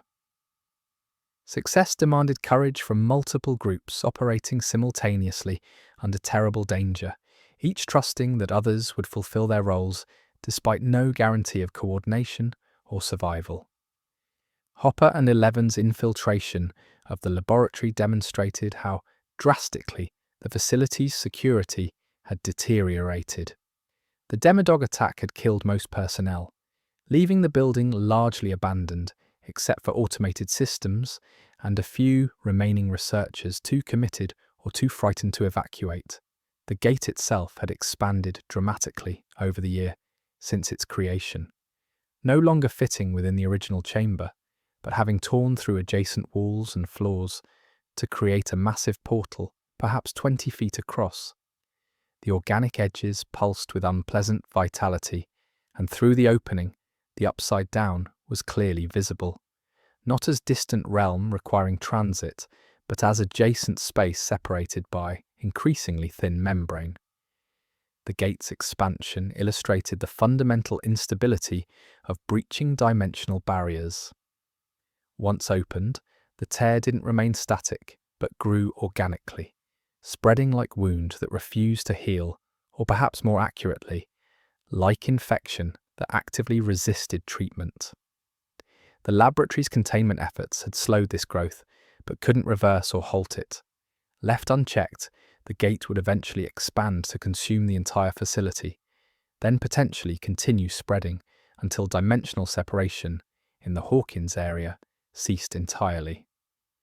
Eleven's intervention wasn't simply closing an existing doorway, but actively fighting the gate's determination to remain open, to continue growing, to complete the merger between dimensions that its very existence represented. The Mind Flayer's final attempt to prevent gate closure came through its last remaining connection to Will. Though exorcised from his body, the entity maintained some residual link through the biological contamination that couldn't be completely purged. It used this connection to show Will visions of Eleven's effort, attempting to compel him to interfere, to stop her, to preserve the gate that represented the Mind Flayer's access to conquest. This psychic assault demonstrated the entity's desperation. It understood that gate closure would represent catastrophic defeat, forcing retreat and ending invasion plans that had been months or years in development. The battle for Will's consciousness became proxy for the larger conflict. His resistance to the Mind Flayer's compulsion as crucial as Eleven's physical effort. The memory technique that allowed Will to break the Mind Flayer's influence relied on emotional connections that the entity couldn't understand or replicate. Joyce, Jonathan, and Mike reminded Will of specific moments, building castle byres, his mother singing to him, his best friend's loyalty, activating neural pathways associated with love, family, and friendship. These emotions, foreign to the Mind Flayer's experience, created spaces in Will's consciousness where the entity couldn't reach. The technique succeeded not through overpowering the entity, but through asserting Will's humanity in ways that the inhuman intelligence possessing him couldn't corrupt. This victory of human connection over invasive control would establish a pattern. The Mind Flayer could dominate through force, but struggled against bonds it couldn't comprehend. Eleven's immense effort to seal the gate required more power than destroying the Demogorgon, pushing her abilities to their absolute limits. She stood before the massive portal, blood streaming from her nose and ears as capillaries burst under the psychic strain, and through sheer determined will forced the organic edges together. The gate resisted, the membrane between dimensions fighting to remain breached. The Mind Flayer's presence beyond the portal adding its vast strength to keeping the doorway open. The telekinetic battle occurred on levels beyond human perception, forces measured not in pounds or newtons, but in fundamental alterations to dimensional structure. Reality itself bending under the conflict between Eleven's determination and the gate's persistence. The scream that accompanied the Mind Flayer's defeat wasn't sound in conventional sense, but psychic shriek of rage and frustrated ambition that every sensitive person in Hawkins experienced as physical pain. The entity recognized its failure as 11 succeeded, felt the gate sealing and its connection to the human world severing, understood that invasion had been repelled. That scream carried emotions that transcended simple anger. There was recognition of defeat, certainly, but also promise of eventual return, and perhaps most disturbing, satisfaction that it had learned much about humanity's capabilities and limitations. The Mind Flayer was retreating but not surrendering, accepting temporary setback while already planning future attempts that would account for lessons learned through this failure.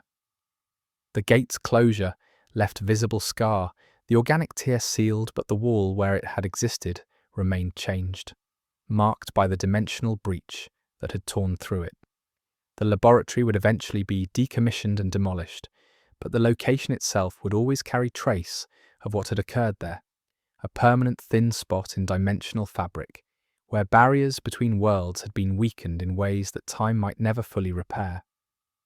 The closure represented victory, but imperfect victory that left vulnerabilities the mind flayer might eventually exploit. Will's connection to the upside down, though dormant, persisted after the gate's closure.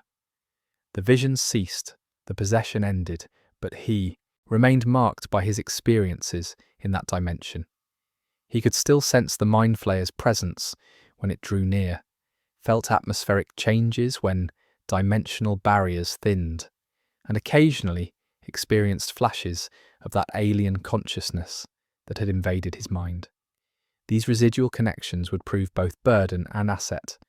They reminded him constantly of trauma he'd endured, yet they also provided early warning system for future incursions that no technological detection could match. The shadow's survival beyond the sealed gate confirmed that closing the portal didn't destroy what had already crossed into the upside down, or eliminate the dimension itself. The mind flayer remained in its dark realm, diminished by infrastructure losses and denied direct access but far from defeated. The tunnel system's destruction had weakened its presence in Hawkins, and the gate's closure had severed its primary connection. But the entity itself endured. Its consciousness continued coordinating the upside down's organisms. Its strategic intelligence kept planning, and its determination to eventually breach back into the human world hadn't wavered.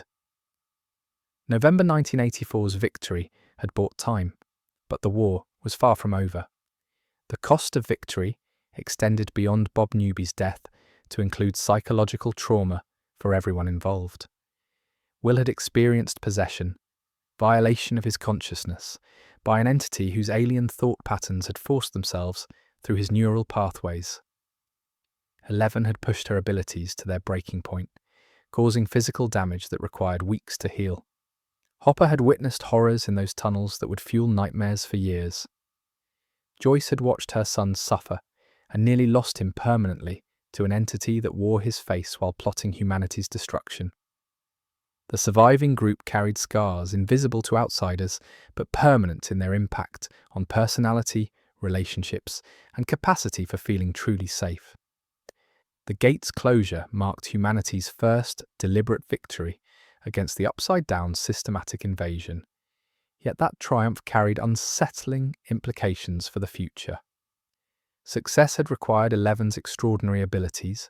Without her intervention, the gate would have remained open indefinitely, the tunnels would have spread throughout the region, and the mind flayer would have eventually completed its incursion. This dependency on a single individual's powers suggested terrible vulnerability.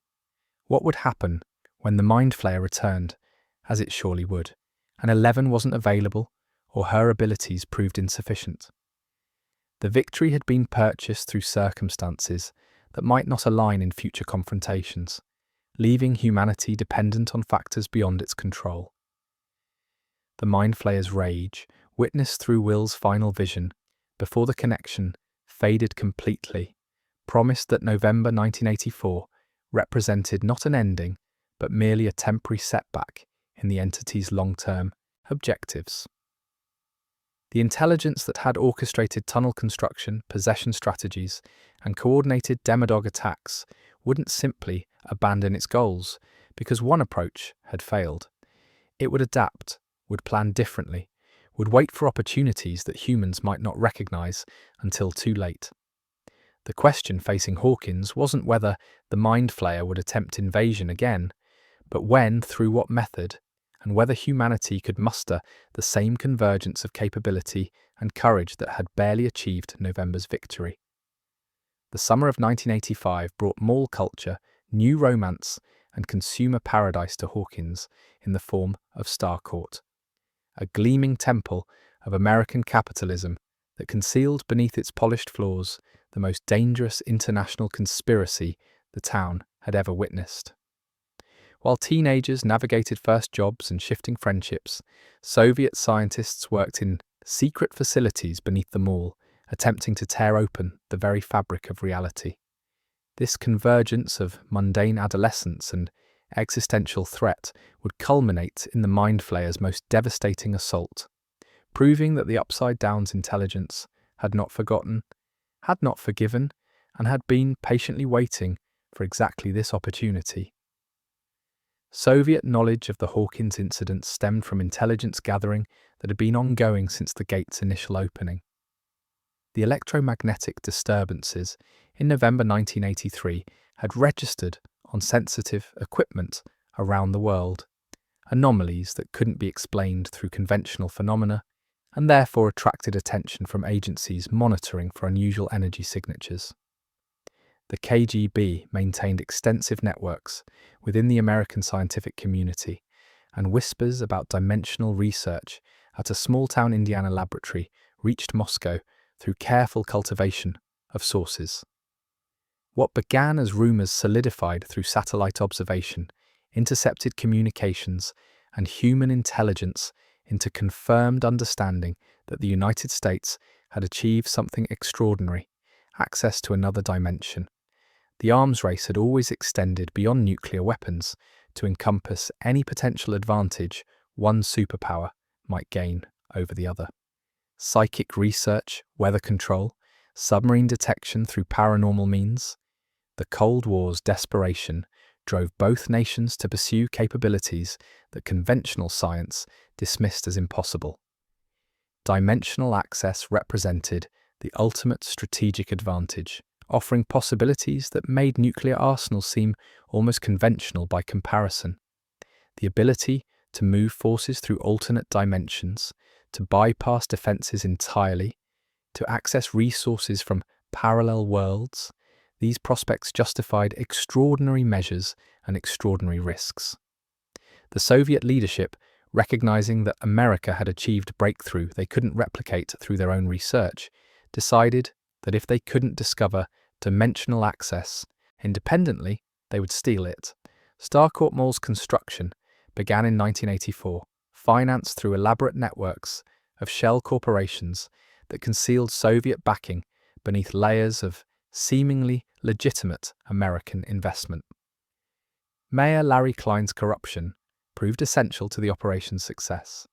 His willingness to expedite permits, ignore irregularities, and ask no questions about the construction's unusual aspects enabled the project to proceed without the scrutiny that legitimate oversight would have demanded. The mayor received substantial payments laundered through various accounts, compensation that seemed merely corrupt rather than treasonous because he genuinely didn't understand the conspiracy he was enabling.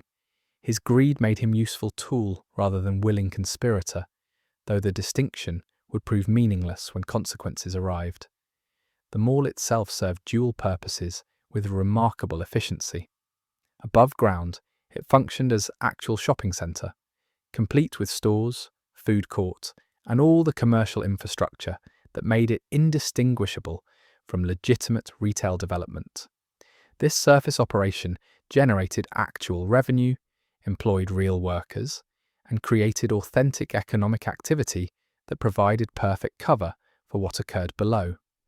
The underground facility, accessed through hidden elevator, required construction far more extensive than any retail space would justify, but the excavation could be explained as parking structures, utility infrastructure, and storage areas. The Soviet team worked primarily at night, using equipment that legitimate mall construction provided as cover, building a research complex beneath Hawkins that rivaled the Hawkins laboratory itself in sophistication.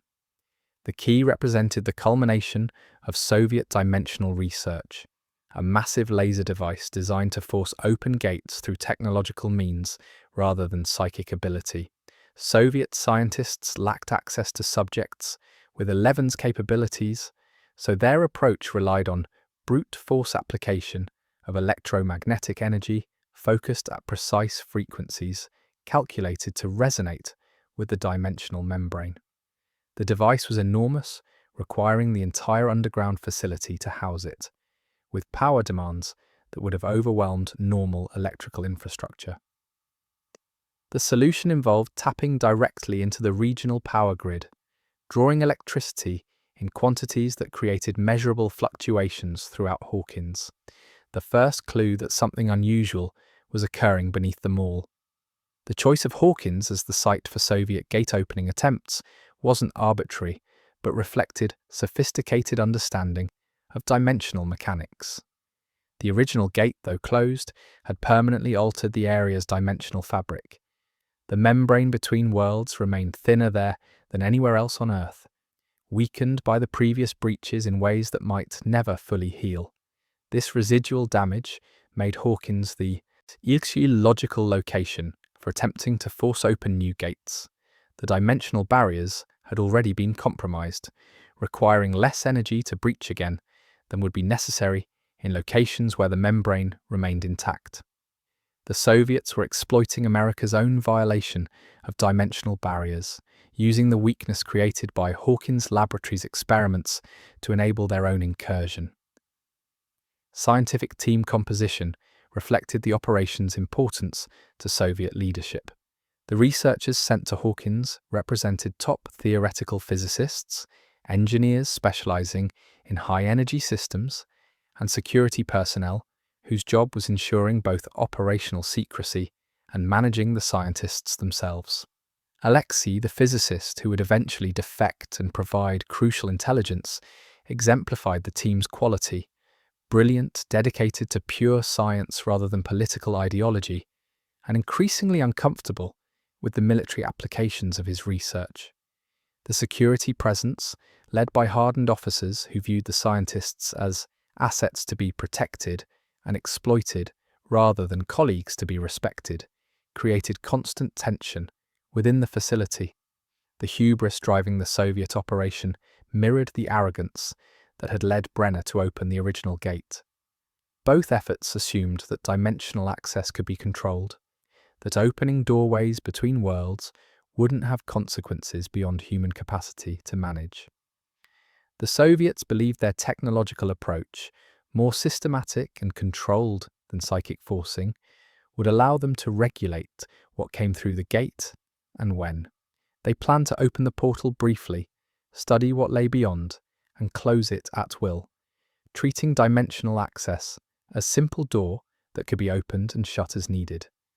This fundamental misunderstanding of what they were attempting would prove as catastrophic as any Cold War miscalculation.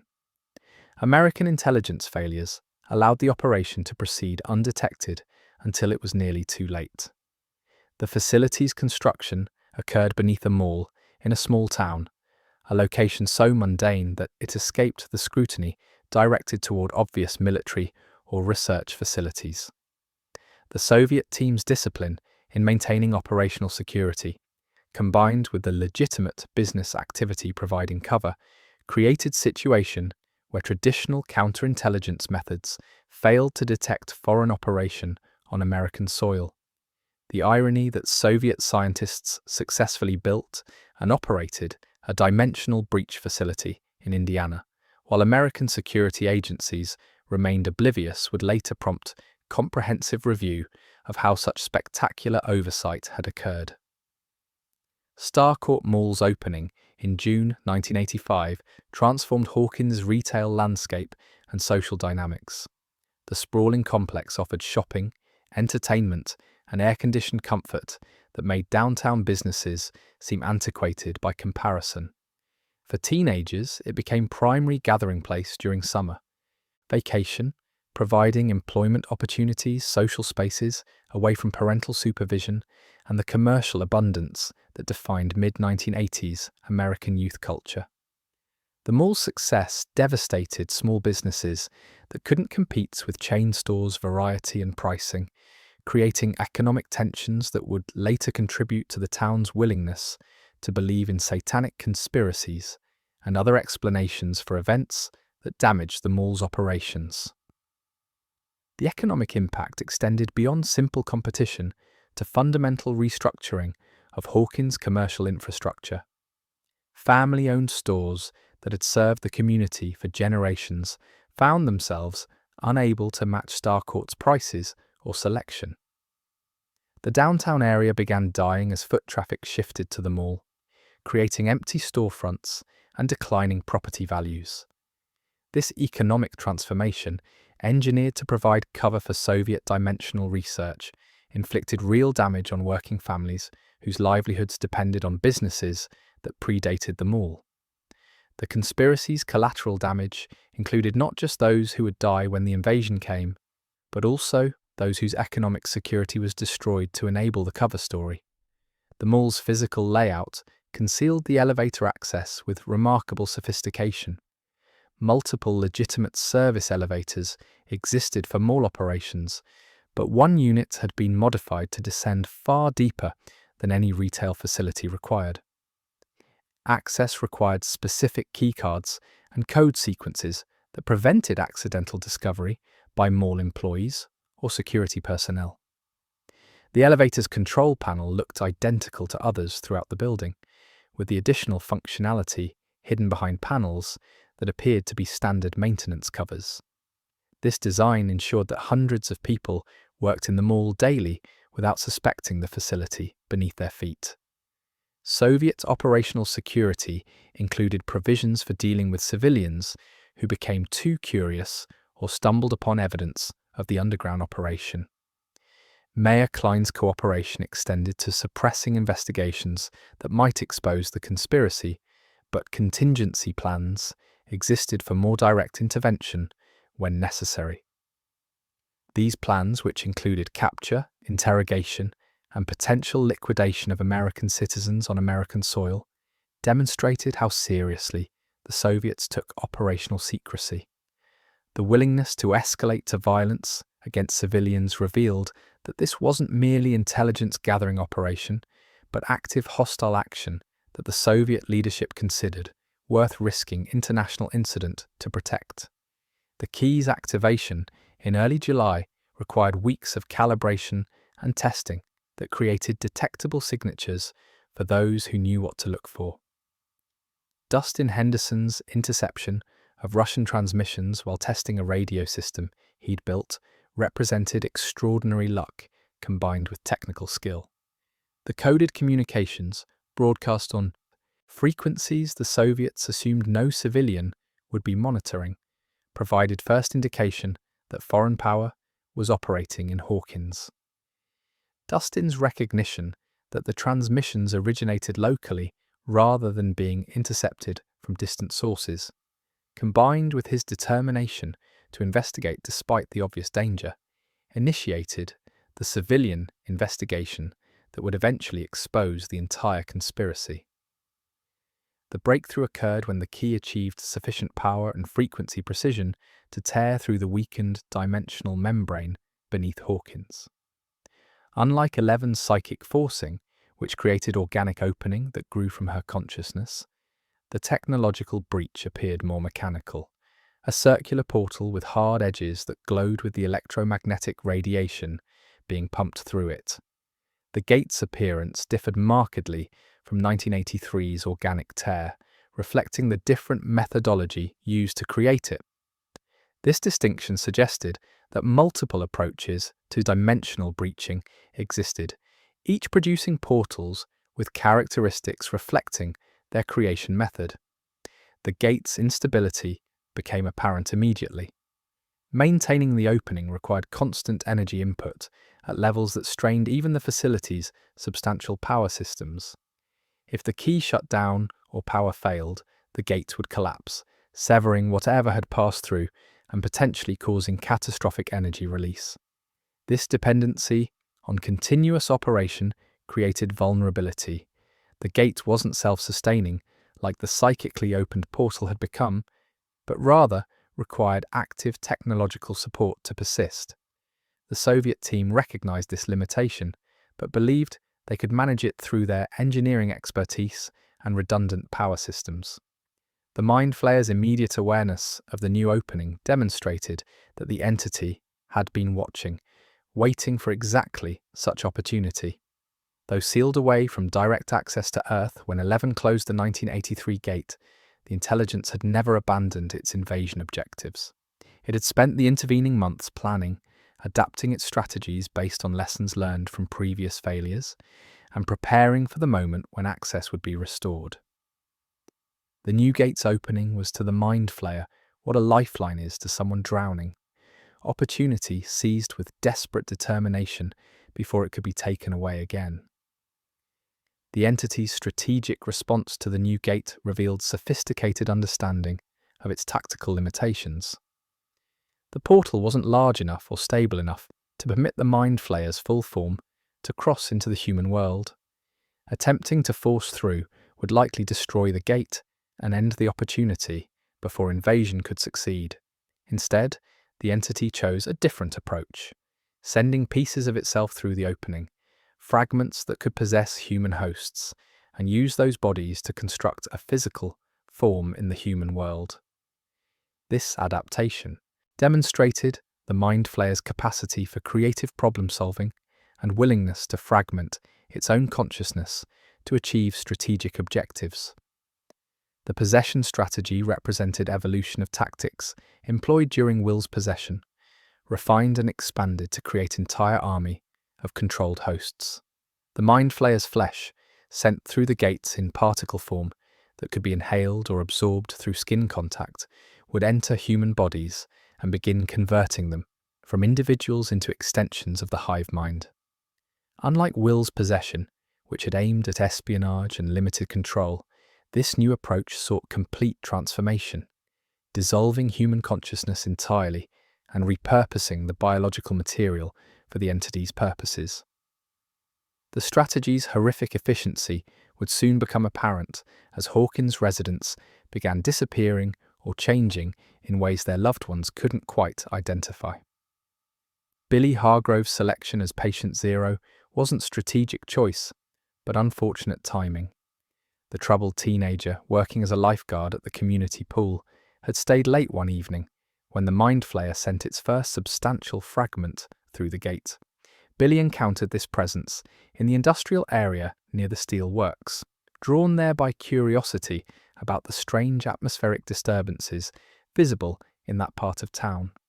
The entity recognized opportunity in this angry, isolated young man whose psychological vulnerabilities made him ideal host. The possession occurred quickly. Billy fought, but resistance proved futile against something that could invade at the cellular level, overwhelming nervous system and consciousness simultaneously. The sauna test that eventually confirmed Billy's possession reflected creative thinking born from previous years' experience with Will.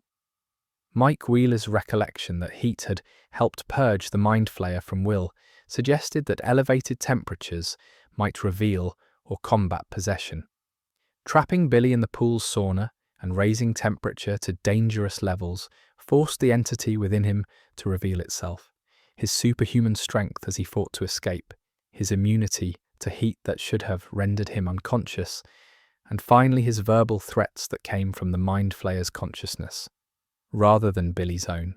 The test provided confirmation but also demonstrated how completely the entity could control its hosts, using Billy's body with capabilities that exceeded normal human limitations. Billy's internal struggle persisted throughout his possession, despite the Mind Flayer's dominance. Fragments of his consciousness remained aware, trapped within his own mind, while the entity operated his body like puppet. This partial persistence would prove crucial to the summer's resolution, but during the weeks of possession, it meant Billy experienced his own actions with horror he couldn't express or prevent.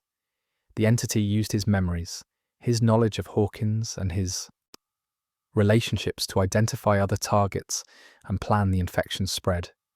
Billy's awareness of this violation, his helplessness to stop it, created psychological torture that the Mind Flayer either didn't recognize or simply didn't care about. Heather Holloway's infection demonstrated the strategy's intended progression. Billy, under the Mind Flayer's control, targeted Heather specifically. She was isolated, trusted him, and worked at the community pool where disappearances might not be immediately noticed. Her transformation occurred in the steel works facility that the entity had claimed as its base of operations, converting her from autonomous individual to controlled host. The process wasn't instantaneous but required hours of biological restructuring, during which Heather's consciousness fought futilely against the invasion consuming her identity. Once completed, she joined Billy in hunting for additional hosts, exponentially expanding the Pleiades' numbers. The melting, the grotesque process by which the entity converted possessed humans into biological material for its flesh avatar, represented the possession strategy's ultimate purpose. Hosts weren't meant to remain as infiltrators indefinitely, but rather served as raw material for constructing the mind flayer's physical form in the human world. The entity would trigger this transformation when sufficient hosts had been gathered, dissolving their bodies into constituent organic matter that would merge into single, massive organism. This horror showed that the mind flayer viewed humans not even as enemy combatants, but as resources to be harvested, their consciousness, identity, and physical integrity all irrelevant beside their utility as building blocks. The factory setting where this transformation occurred, the abandoned Brimborn steel works, provided industrial infrastructure that the entity repurposed for its biological engineering. Large spaces for assembling the flesh avatar, drainage systems for disposing of excess organic material, and isolation from casual observation made it ideal location. The Mind Flayer demonstrated, through this choice, that it understood human geography and could identify locations serving its purposes. The steelwork selection wasn't random, but reflected strategic thinking about operational requirements and security. Rats served as the initial test subjects for the possession and melting process, allowing the Mind Flayer to refine its technique before applying it to human hosts.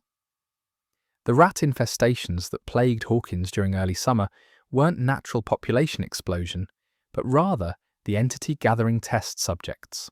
Possessed rats would gather in basements and abandoned buildings, then melt into puddles of organic matter that merged into larger masses.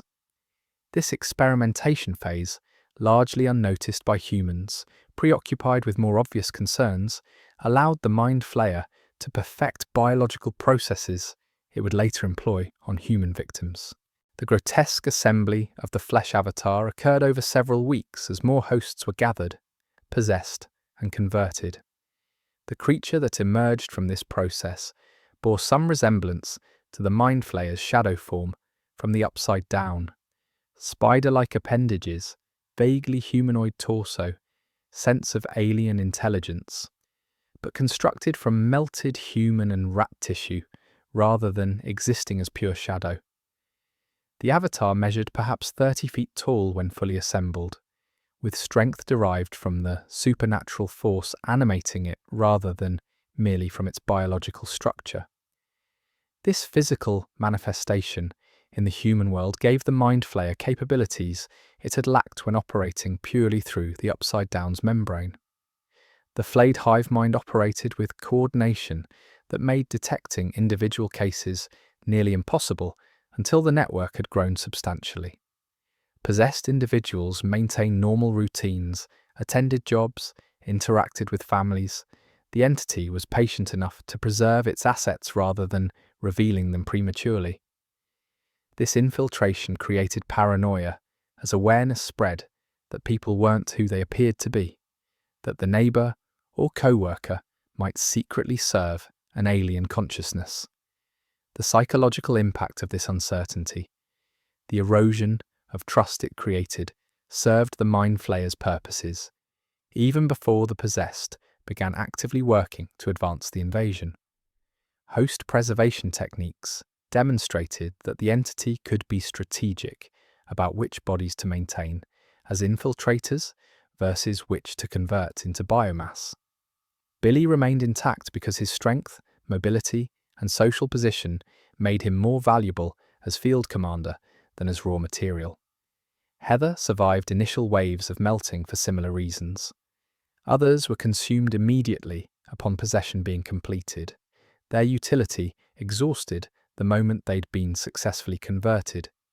This calculus, preserving some hosts while liquefying others, showed disturbing capacity for resource management and long-term planning. The scale of the operation grew to encompass dozens of infected over the weeks following the gate's opening. The exact number remained uncertain because some disappeared without anyone noticing their absence. The homeless, the isolated, those whose daily routines allowed days to pass before friends or family would recognize something was wrong. The mind flayer exploited society's blind spots, targeting those whose transformation wouldn't immediately trigger investigations. By the time the full scope became apparent, the entity had already assembled substantial portion of the biomass needed for its avatar. Dustin's interception of the Russian transmission provided the thread that, when pulled, began unraveling the entire conspiracy. His friends initially dismissed the discovery as Dustin being Dustin, enthusiastic about some hobby project that seemed more fantasy than reality. His persistence, combined with the undeniable fact that the transmissions were real and local, eventually convinced Steve Harrington and Robin Buckley to help investigate.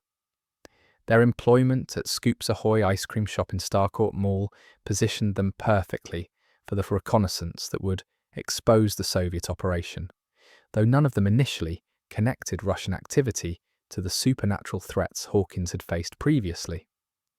Steve and Robin's investigation demonstrated how effective teenagers could be at intelligence gathering when adults dismissed them as harmless. They translated the coded transmission, identified delivery schedules, and traced supply routes through the mall's service areas. Their youth and apparent involvement in nothing more sinister than serving ice cream allowed them to observe suspicious activity without triggering the security concerns that adult investigators would have provoked. The information they gathered, delivery times, access codes, personnel movements, provided intelligence that professional operatives would have envied, all accomplished by high school graduates working minimum wage jobs. Erica Sinclair's contribution proved essential when physical limitations prevented Steve and Robin from accessing the ventilation system that offered route into the restricted areas. Her small size allowed passage through ducts that adults couldn't navigate, though her participation raised serious questions about the ethics of involving a 10-year-old in espionage against foreign power conducting illegal operations on American soil. Erica's intelligence, bravery, and refusal to be dismissed because of her age made her invaluable asset, but the dangers she faced highlighted how desperately outmatched the civilian investigators were against professional intelligence operatives. The code breaking that revealed the mall connection came through combination of translation skills, pattern recognition, and lucky guesses. Robin's fluency in multiple languages, including Russian, provided foundation for decrypting the communications. The realization that certain words referred to mall locations, specific stores serving as landmarks in coded directions, transformed abstract intelligence into actionable knowledge about where the Soviet facility could be accessed. This breakthrough moment, achieved in the back room of an ice cream shop by teenagers using skills learned in high school, demonstrated both American ingenuity and the security failures that had allowed the operation to proceed undetected. Hopper and Joyce's parallel investigation began from completely different starting point. Concern about electromagnetic anomalies affecting Hopper's property and Joyce's new relationship with Bob Newby's former colleague, who mentioned unusual power consumption patterns. Their inquiry led them to the same conclusion that Dustin's group had reached independently. Something was happening at Starcourt Mall that required investigation. The convergence of these separate investigations, each following different evidence trails toward the same conclusion, suggested that the conspiracy was becoming too large to maintain perfect secrecy despite Soviet operational discipline. Nancy Wheeler and Jonathan Byers pursued their own investigation through Mrs. Driscoll, an elderly woman who'd consumed contaminated fertilizer and begun exhibiting possession symptoms. Their journalistic instincts, honed by previous summer's experience investigating the laboratory, led them to recognize patterns in seemingly random events: rat infestations, chemical contamination, behavioral changes in residents. The hospital became their research site as they documented Mrs. Driscoll's deterioration and attempted to identify what was causing the physiological changes they observed. Their discovery that she was part of a larger network of infected individuals provided crucial intelligence about the possession strategy's scale. The groups converging on truth from different angles created a situation where complete picture emerged from fragments each team had discovered. Dustin's group knew about the Russians and the facility beneath Starcourt. Hopper and Joyce understood the electromagnetic anomalies and power consumption. Nancy and Jonathan had documented the possession network and the Flade's biological transformation. Will's spider sense, his residual connection to the mind flayer from previous year's possession, detected the entity's presence and confirmed that supernatural threat accompanied the Soviet operation. The synthesis of these separate intelligence streams revealed that Hawkins faced dual crisis: foreign espionage attempting to open dimensional gates, and the mind flayer exploiting that opening to launch new invasion.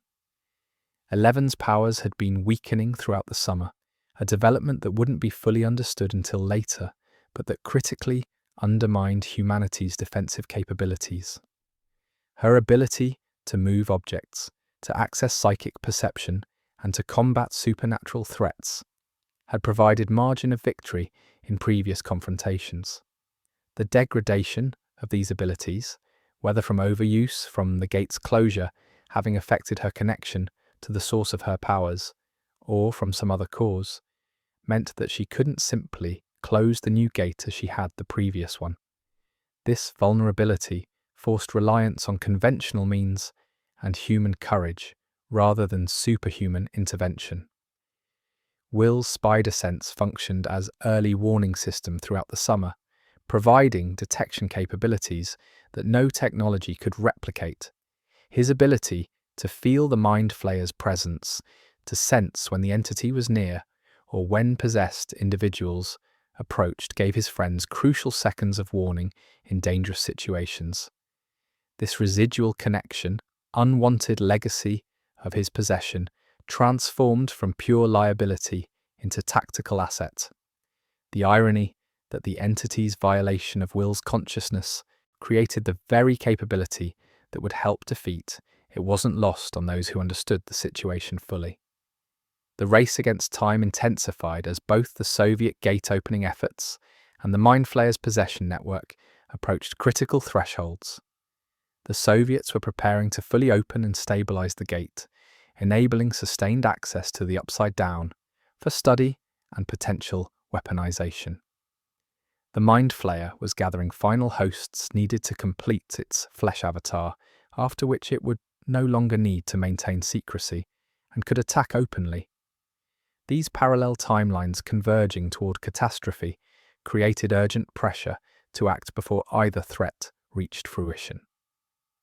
The Battle of Starcourt on July 4, 1985 occurred across multiple simultaneous fronts, requiring coordination between groups that had limited communication and vastly different capabilities. The date's symbolic significance, Independence Day, added bitter irony to Soviet operation being exposed and foreign incursion being repelled through American resistance. The convergence of supernatural and geopolitical threats in a suburban mall on the nation's birthday represented Cold War paranoia and interdimensional horror merging into crisis that transcended conventional categorization. The Starcourt group, 11, Mike, Max, Lucas, and Will, faced the mind flayer's flesh avatar in the mall proper, fighting a creature constructed from dozens of human bodies and animated by malevolent intelligence from another dimension. The battle occurred in retail spaces designed for shopping and entertainment, creating surreal contrast between commercial cheerfulness and existential combat. Store windows shattered, escalators became obstacles and weapons, and the food court transformed into battlefield as the avatar pursued the teenagers through spaces that had been designed for maximum consumer comfort rather than tactical defense.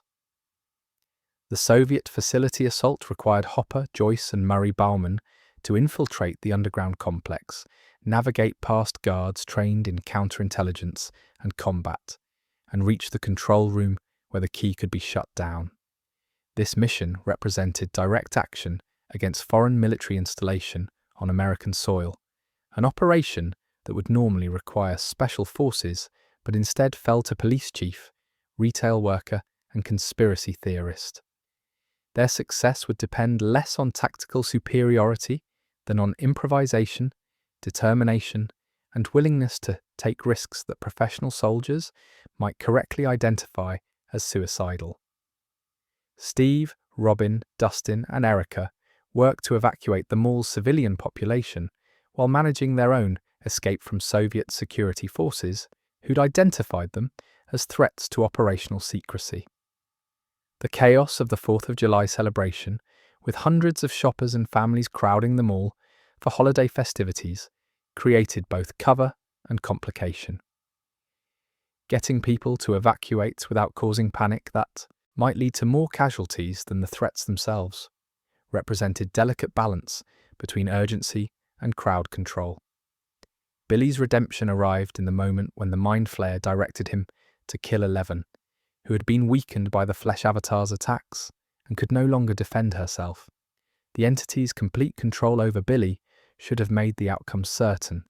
He would follow the command because resistance was impossible. Yet something in Billy suppressed consciousness, some fragment of the angry teenager who'd been trapped within his own body for weeks, managed final act of defiance, the memory of his mother, the recognition of what he'd become, and perhaps simple human capacity for choosing sacrifice over surrender, combined to allow Billy one last autonomous action. His intervention, stepping between 11 and the Avatar, using his body as shield, bought seconds that proved essential. The Mind Flayer's rage at this betrayal manifested in brutal violence, the Avatar tearing into Billy with fury that went beyond simple tactical elimination of an obstacle. The entity was punishing the host who dared resist, demonstrating to any fragment of consciousness remaining in other possessed victims what defiance would cost. Billy's death was neither quick nor merciful, but it was chosen, representing the only freedom the Mind Flayer had left him.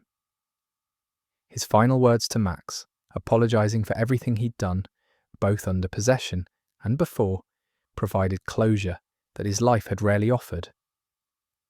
The Mind Flayer's flesh avatar represented the entity's most ambitious attempt yet to establish physical presence in the human world. The creature measured 30 feet tall, with spider-like appendages that could punch through steel and move with speed that belied its size. Its construction from organic matter gave it properties no natural organism possessed: the ability to partially dissolve and reform, to absorb damage that would destroy conventional biology, and to continue functioning despite injuries that should have been immediately fatal. The Avatar wasn't simply large predator, but physical manifestation of otherworldly intelligence, animated by will that transcended normal limitations of flesh and nerve. Hopper and Joyce's facility assault succeeded through combination of violence, quick thinking, and sheer luck. They fought through security forces, Murray's marksmanship, and Hopper's brawling experience, barely sufficient to overcome trained operatives. Reaching the control room required Alexei's defection and cooperation. The scientist's conscience had been increasingly troubled by the operation's purposes, and faced with direct choice between serving the conspiracy or helping to end it, he chose redemption. His knowledge of the facility's layout and security protocols provided essential intelligence that made success possible, though his later death at the hands of a Soviet assassin demonstrated that defection carried fatal consequences. The key's destruction couldn't be accomplished through simple shutdown. The device's design included safeguards preventing easy deactivation by unauthorized personnel. Hopper recognized that the only reliable method of stopping it was physically destroying the control mechanisms, which required being present in the chamber when catastrophic overload occurred. The platform where the key's core components operated stood separated from the control room by distance that allowed survival for those initiating the overload, but not for anyone remaining near the device itself. Joyce's impossible choice, save Hopper or save the world, arrived in the form of two keys that had to be turned simultaneously to trigger the overload. Hopper stood on the platform with no escape route, while Joyce controlled the activation from the safe distance. She could refuse, could try to find alternative, could delay in hope that some solution would appear, but every second of hesitation was second. The gate remained open, and the Mind Flayer's avatar continued killing in the mall above. The decision to turn the keys, knowing it meant Hopper's death, represented sacrifice of different kind than Billy's, not offering her own life, but bearing responsibility for ending someone else's to achieve victory. The explosion that destroyed the key and sealed the gate released energy that vaporized everything within the immediate chamber. Hopper, standing at the activation point, disappeared in blast that left no remains, no evidence of his existence beyond absence and the memories of those who knew him. The destruction was absolute, the kind of death that precluded even the comfort of burial or physical mourning. For Joyce, for 11, for everyone who had known and relied on him, Hopper's death created wound that would never entirely heal, made worse by the knowledge that it was necessary, that Joyce had made the only choice that allowed humanity's survival. The creature's dissolution occurred simultaneously with the gate's closure, the avatar losing cohesion as its connection to the Mind Flayer's consciousness severed. The organic matter that had composed it simply collapsed, the supernatural force that had animated tons of biological material withdrawing as the dimensional link terminated. Billy's death had come moments before this dissolution, meaning he died still possessed, never experiencing even brief freedom before his body's destruction.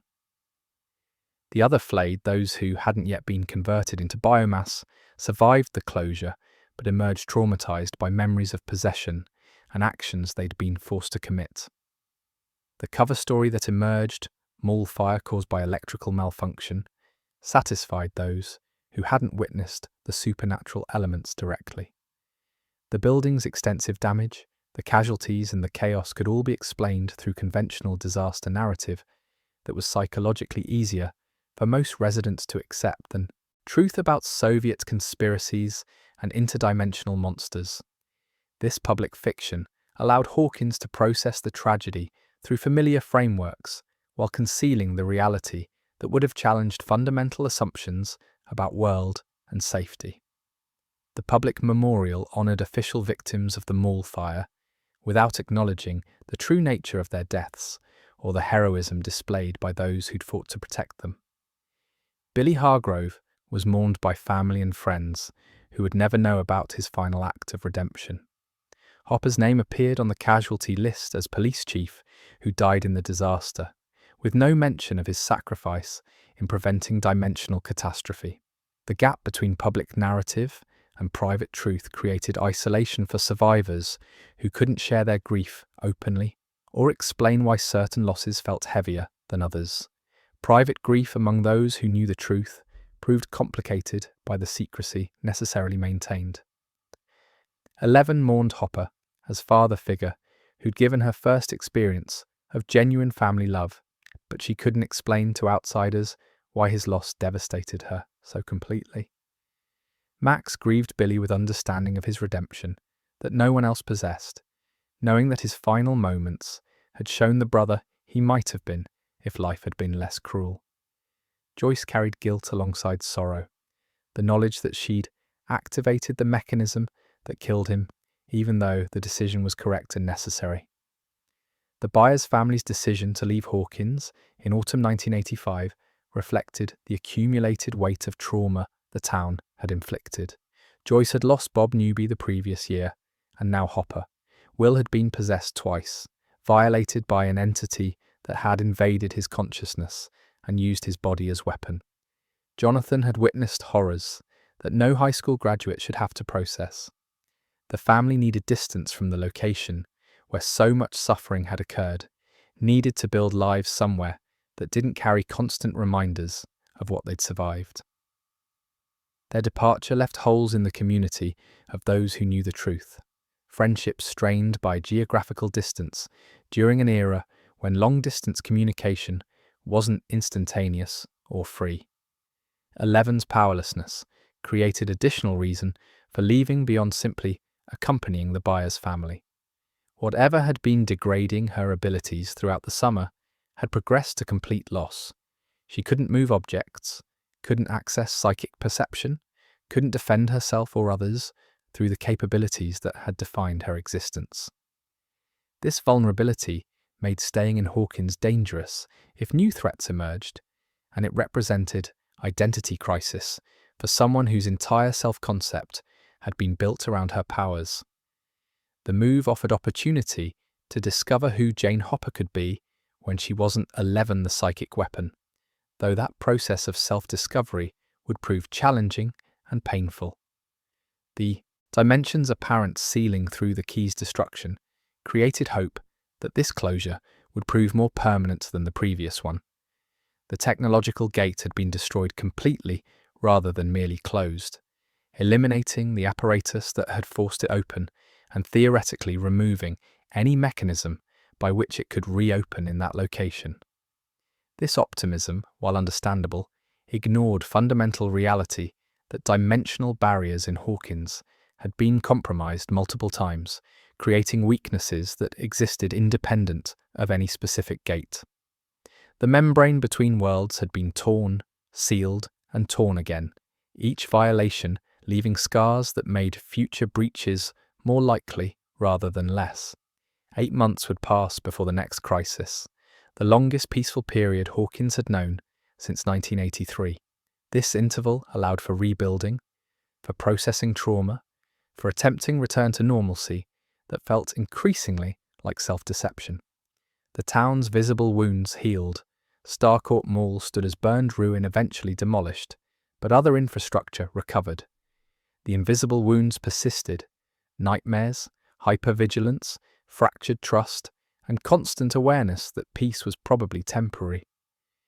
Those who knew the truth about what had occurred understood that they were living in interregnum rather than aftermath, that the fundamental problem, dimensional barriers compromised and hostile intelligence aware of Earth's existence, remained unresolved. In the Upside Down, sealed away but not destroyed, something had been preparing for years. Henry Creel, transformed during his time in that dimension, had been orchestrating events from the beginning. The mind flayer that everyone believed was the Upside Down's primary intelligence was actually his creation, shaped from the dimension's particles and animated by his consciousness.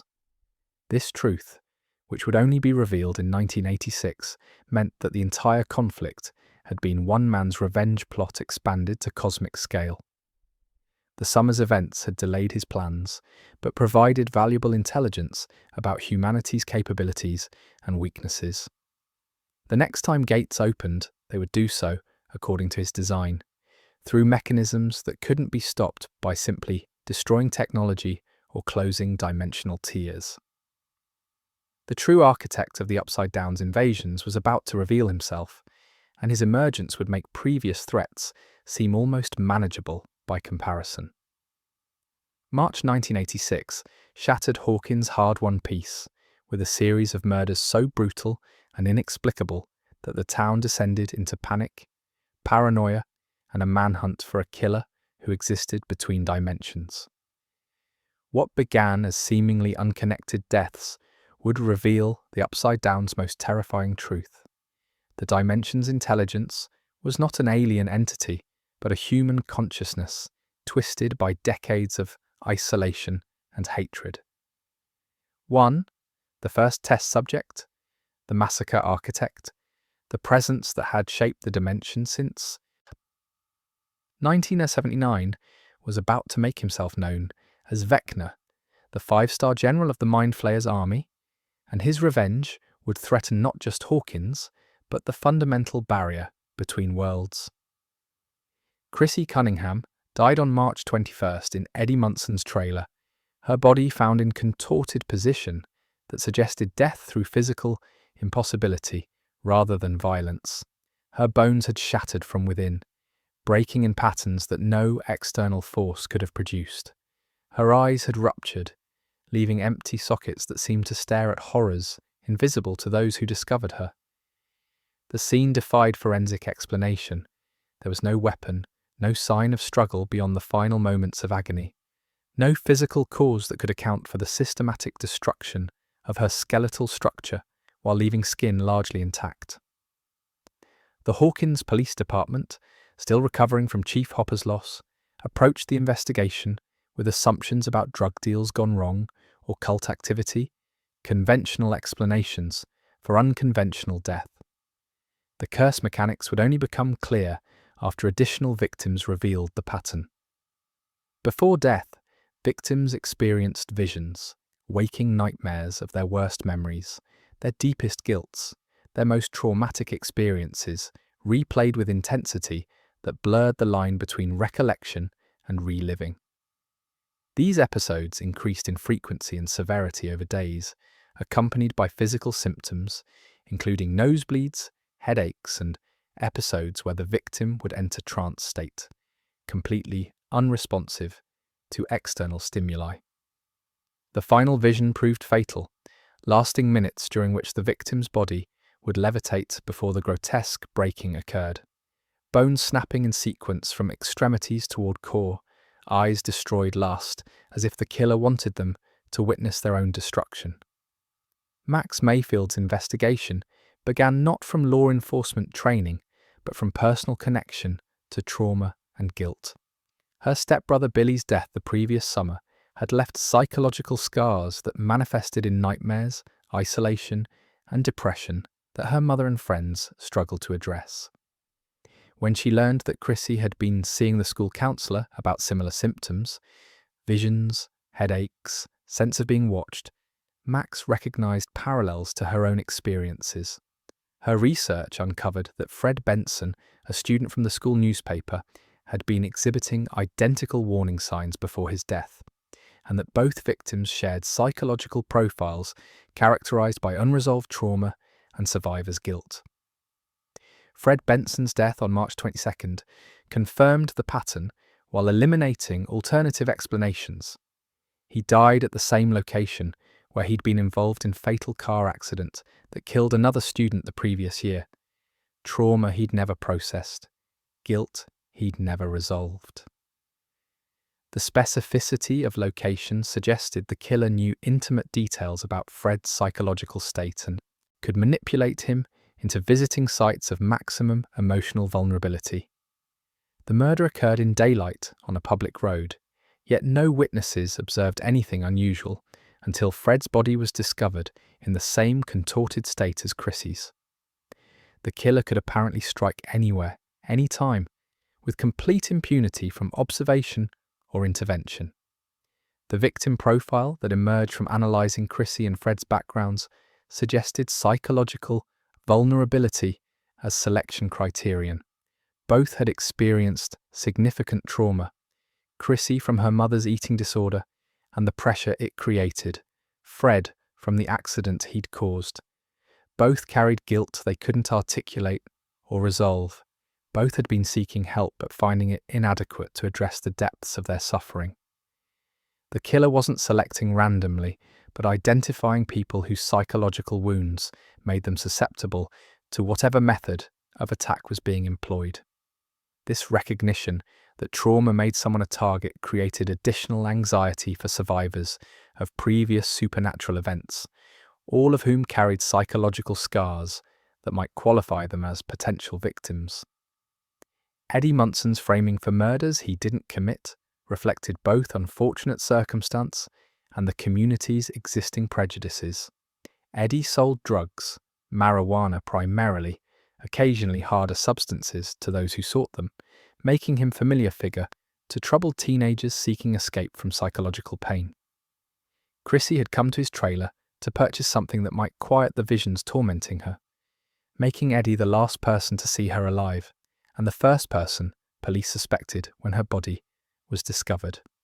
His immediate flight from the scene, driven by terror at finding a corpse in his home, and reasonable fear that the justice system would blame him, appeared to authorities as consciousness of guilt rather than simple panic. The satanic panic that engulfed Hawkins in the murder's aftermath demonstrated how quickly fear could overwhelm reason.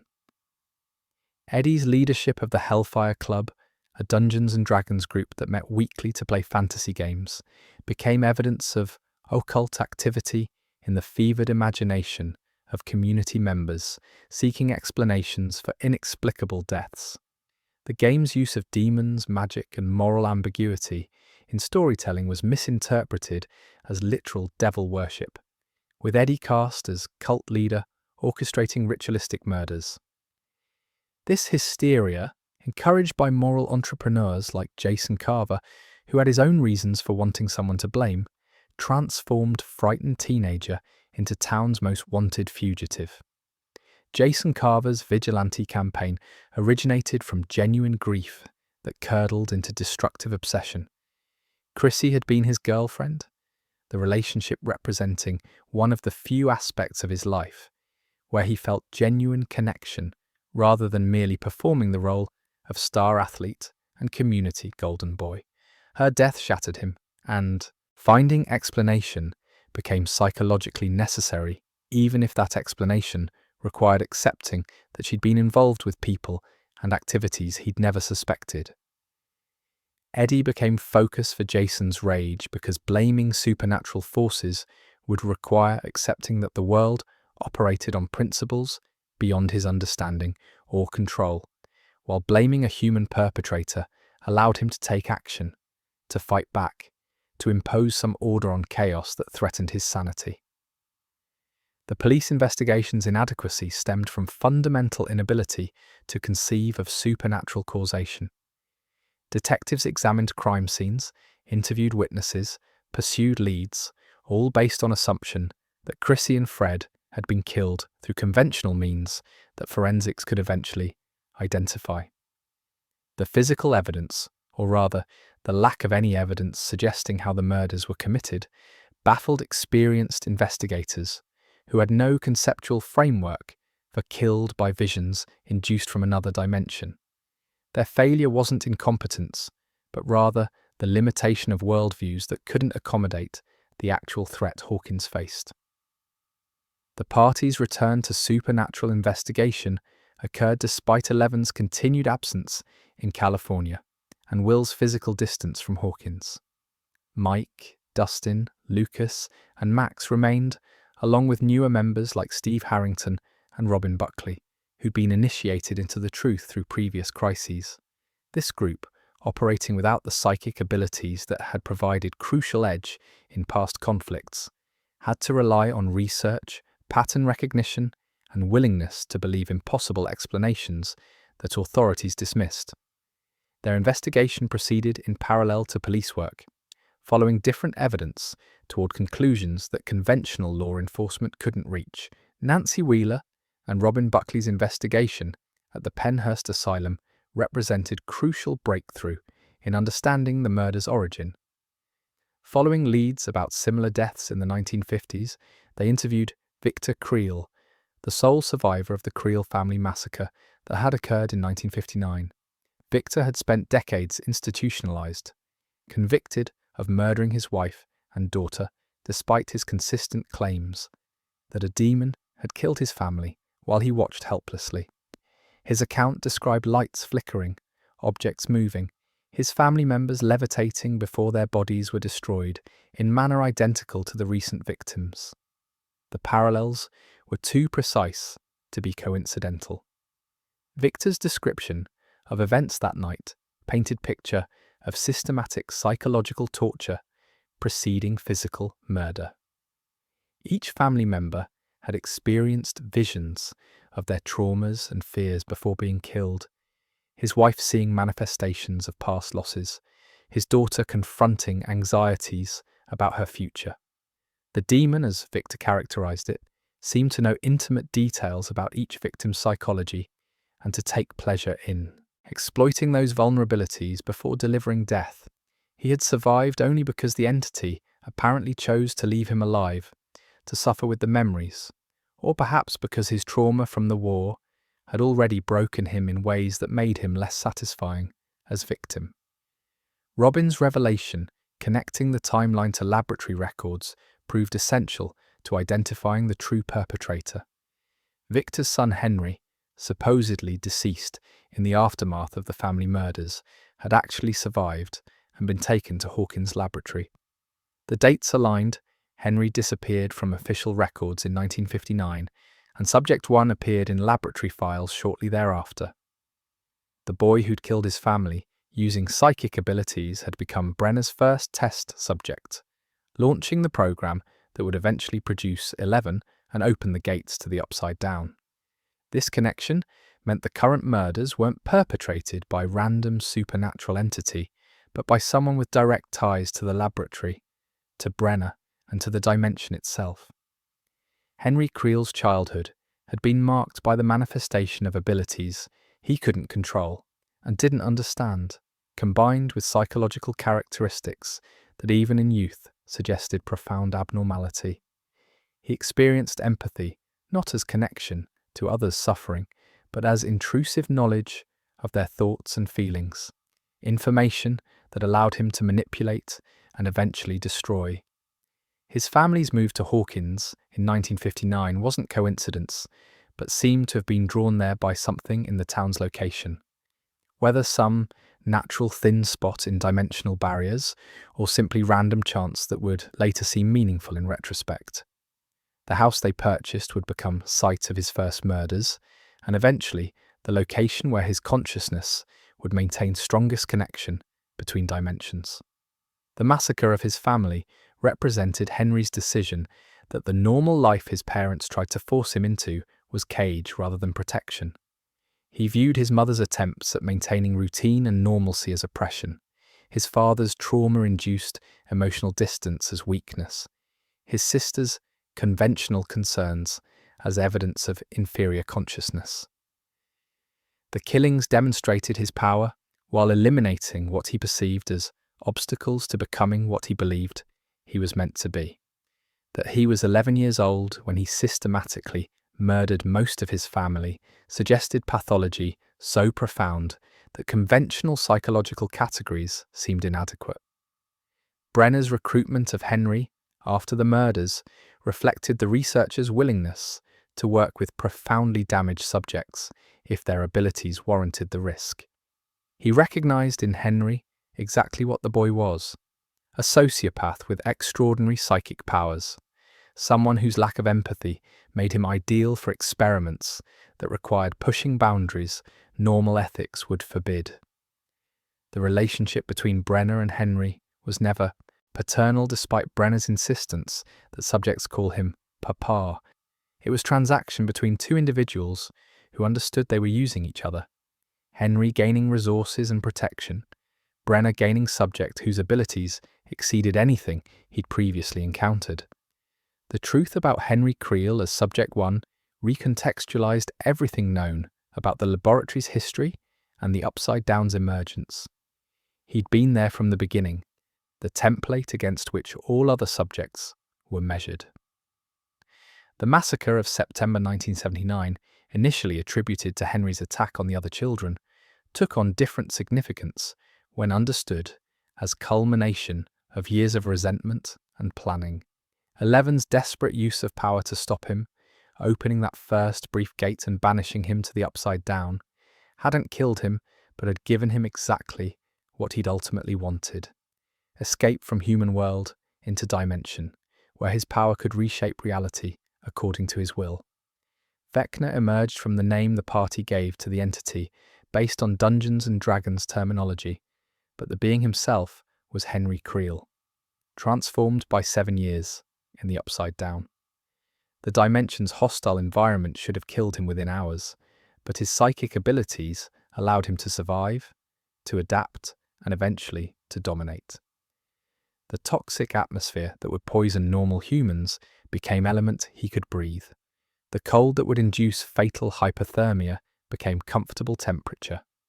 The dimension's distributed consciousness, which later observers would call the mind flayer, was something Henry discovered, shaped, or perhaps created from the Upside Down's raw material.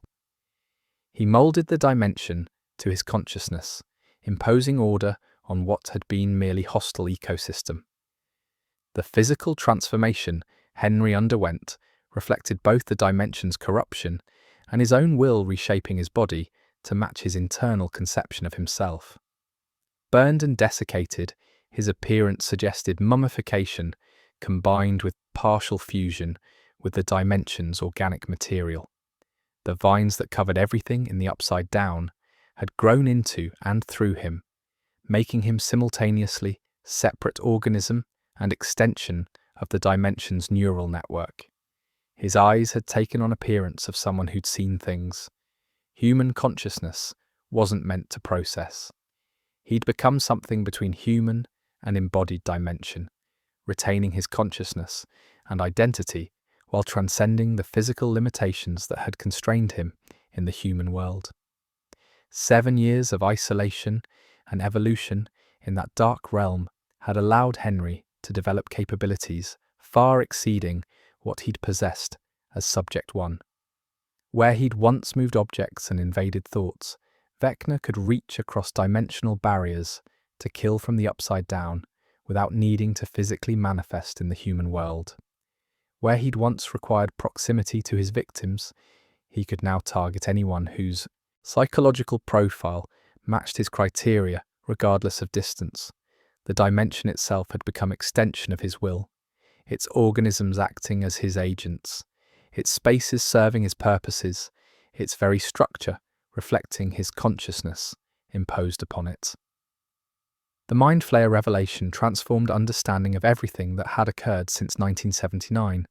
The vast shadow entity that had possessed will and created the flesh avatar wasn't ancient alien intelligence, but rather Henry's creation, shaped from the Upside Down's particles and animated by his consciousness. He'd discovered or developed the ability to distribute his awareness throughout the dimension, creating the hive mind that controlled all the realm's creatures. The Mind Flayer wasn't commanding Henry. Henry was commanding the Mind Flayer, using it as tool and weapon for invasion attempts that served his ultimate goal of destroying the human world that had rejected him. This recontextualization meant that every supernatural threat Hawkins had faced traced back to single source. The Demogorgon that took Will had been Henry's creature, directed by his will, even if not under his conscious control. The possession of Will in the tunnel system had been Henry's strategies, executed through the Mind Flayer persona he'd created. The flesh avatar and the flayed had been his tactical responses to previous failures, adapting based on what each confrontation had taught him about humanity's capabilities. The entire 7-year conflict was one man's revenge, escalated through supernatural power to civilizational threat. The murder's purpose extended beyond simple killing to serve strategic objective that required multiple deaths in specific pattern. Vecna needed 4 victims whose deaths occurred under precise psychological and temporal conditions to create massive interdimensional rift, not a single gate like those previously opened, but rather multiple tiers forming pattern across Hawkins. Each murder weakened the dimensional membrane at the victim's death location, and 4 deaths arranged in specific configuration would cause catastrophic failure of the barriers between worlds. Henry had learned during his time in the Upside Down exactly how dimensional mechanics operated, understanding that properly executed killings could accomplish what technology and psychic forcing had achieved only temporarily. The 4 kills requirement created terrible countdown. Chrissy and Fred were already dead, meaning 2 more victims would complete the pattern and trigger the dimensional merge Henry sought. Every person in Hawkins who carried psychological trauma became potential 3rd or 4th victim, and the population's trauma burden was substantial after years of supernatural crises that couldn't be publicly acknowledged. The race to identify Vecna's next target and prevent the killing had to occur while most investigators still didn't understand they were facing countdown to apocalypse rather than serial murder investigation. Max Mayfield's recognition that she fit Vecna's victim profile perfectly came through brutal self-assessment of her psychological state. The guilt over Billy's death, the depression that had isolated her from friends and family, the suicidal ideation she'd been experiencing but concealing. All these made her ideal target for entity that fed on trauma and guilt. Her visions began shortly after this recognition, confirming that Vecna had indeed selected her as his next victim. Rather than fleeing or hiding, Max chose to use herself as bait, accepting that Vecna would come for her, but planning to survive long enough for intervention to prevent her death from completing his pattern. The plan to use Max as bait while ensuring her survival required precision that left minimal margin for error. She would allow Vecna to take her into the vision state where his killing occurred, maintaining consciousness long enough for Eleven to intervene remotely from California, where she'd been working to restore her abilities through experimental program. The timing demanded that Max resist Vecna's assault for specific duration, long enough for Eleven to locate her psychically and project consciousness across dimensional barriers, but not so long that resistance failed before help arrived. Success required trust in Eleven's capabilities, faith in her friend's protection of her physical body, and Max's own determination to confront the trauma Vecna would exploit. Dear Billy represented Max's strategy for maintaining consciousness against Vecna's psychological assault. The letter she wrote to her dead stepbrother, acknowledging her grief and guilt while also remembering the moments of connection they'd shared, provided anchor to positive emotions that Vecna couldn't corrupt. When he showed her Billy's death repeatedly, using the memory as weapon to break her will, she countered by remembering his redemption, his sacrifice, the proof that even someone as damaged as Billy could choose differently in the end. This emotional resilience, drawing strength from processing trauma rather than being destroyed by it, represented human capacity that Vecna had never developed and couldn't understand. Music's role as anchor emerged from the discovery that songs connected to strong positive memories could help victims resist Vecna's pull. Kate Bush's Running Up That Hill had been Max's favourite during the summer when she and the group had found moments of normalcy between crises. The song's themes of wanting to make deals with God, of wanting to swap places with others to understand their pain, resonated with her guilt about Billy, while also connecting to happier memories of friendship and belonging. When played during Vecna's assault, the music created pathway back to consciousness, auditory lifeline that her mind could follow out of the vision state before the killing completed. Eleven's preparation for remote intervention required regaining abilities she'd lost, a process that proved far more challenging than anyone had anticipated. The Nina Project, an experimental program developed by Dr. Owens and other laboratory remnants seeking to atone for Brenner's crimes, used sensory deprivation and memory reconstruction to help Eleven access the psychological states that had originally generated her powers. The process forced her to relive traumatic memories, including the Rainbow Room massacre and her confrontation with one trauma she'd suppressed for years. Confronting these memories while understanding their truth, that she'd banished someone to become something far more terrible, carried psychological costs that Brenner, supervising the program in its final stages before his death, either didn't recognize or didn't care about.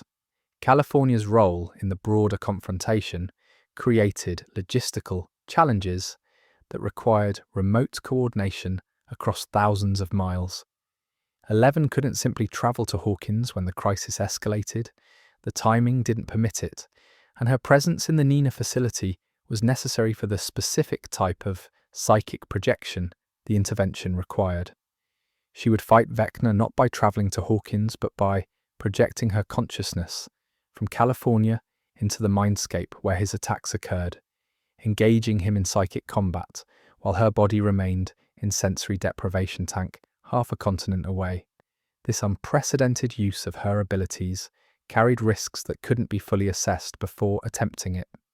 The multi-front assault on March 27th represented humanity's most sophisticated, coordinated response to supernatural threat, though sophistication is a relative term when the tactics included teenagers with Molotov cocktails fighting interdimensional wizard in his lair. The Hawkins team split into groups based on capabilities and tactical requirements. Nancy Wheeler, Steve Harrington, and Robin Buckley would enter the Upside Down through one of the gates that had appeared at previous murder sites, navigate to the Creel house, where Vecna's physical form maintained its connection between dimensions, and attack him there. The physical assault would force him to divide attention between maintaining the killing of Max and defending himself.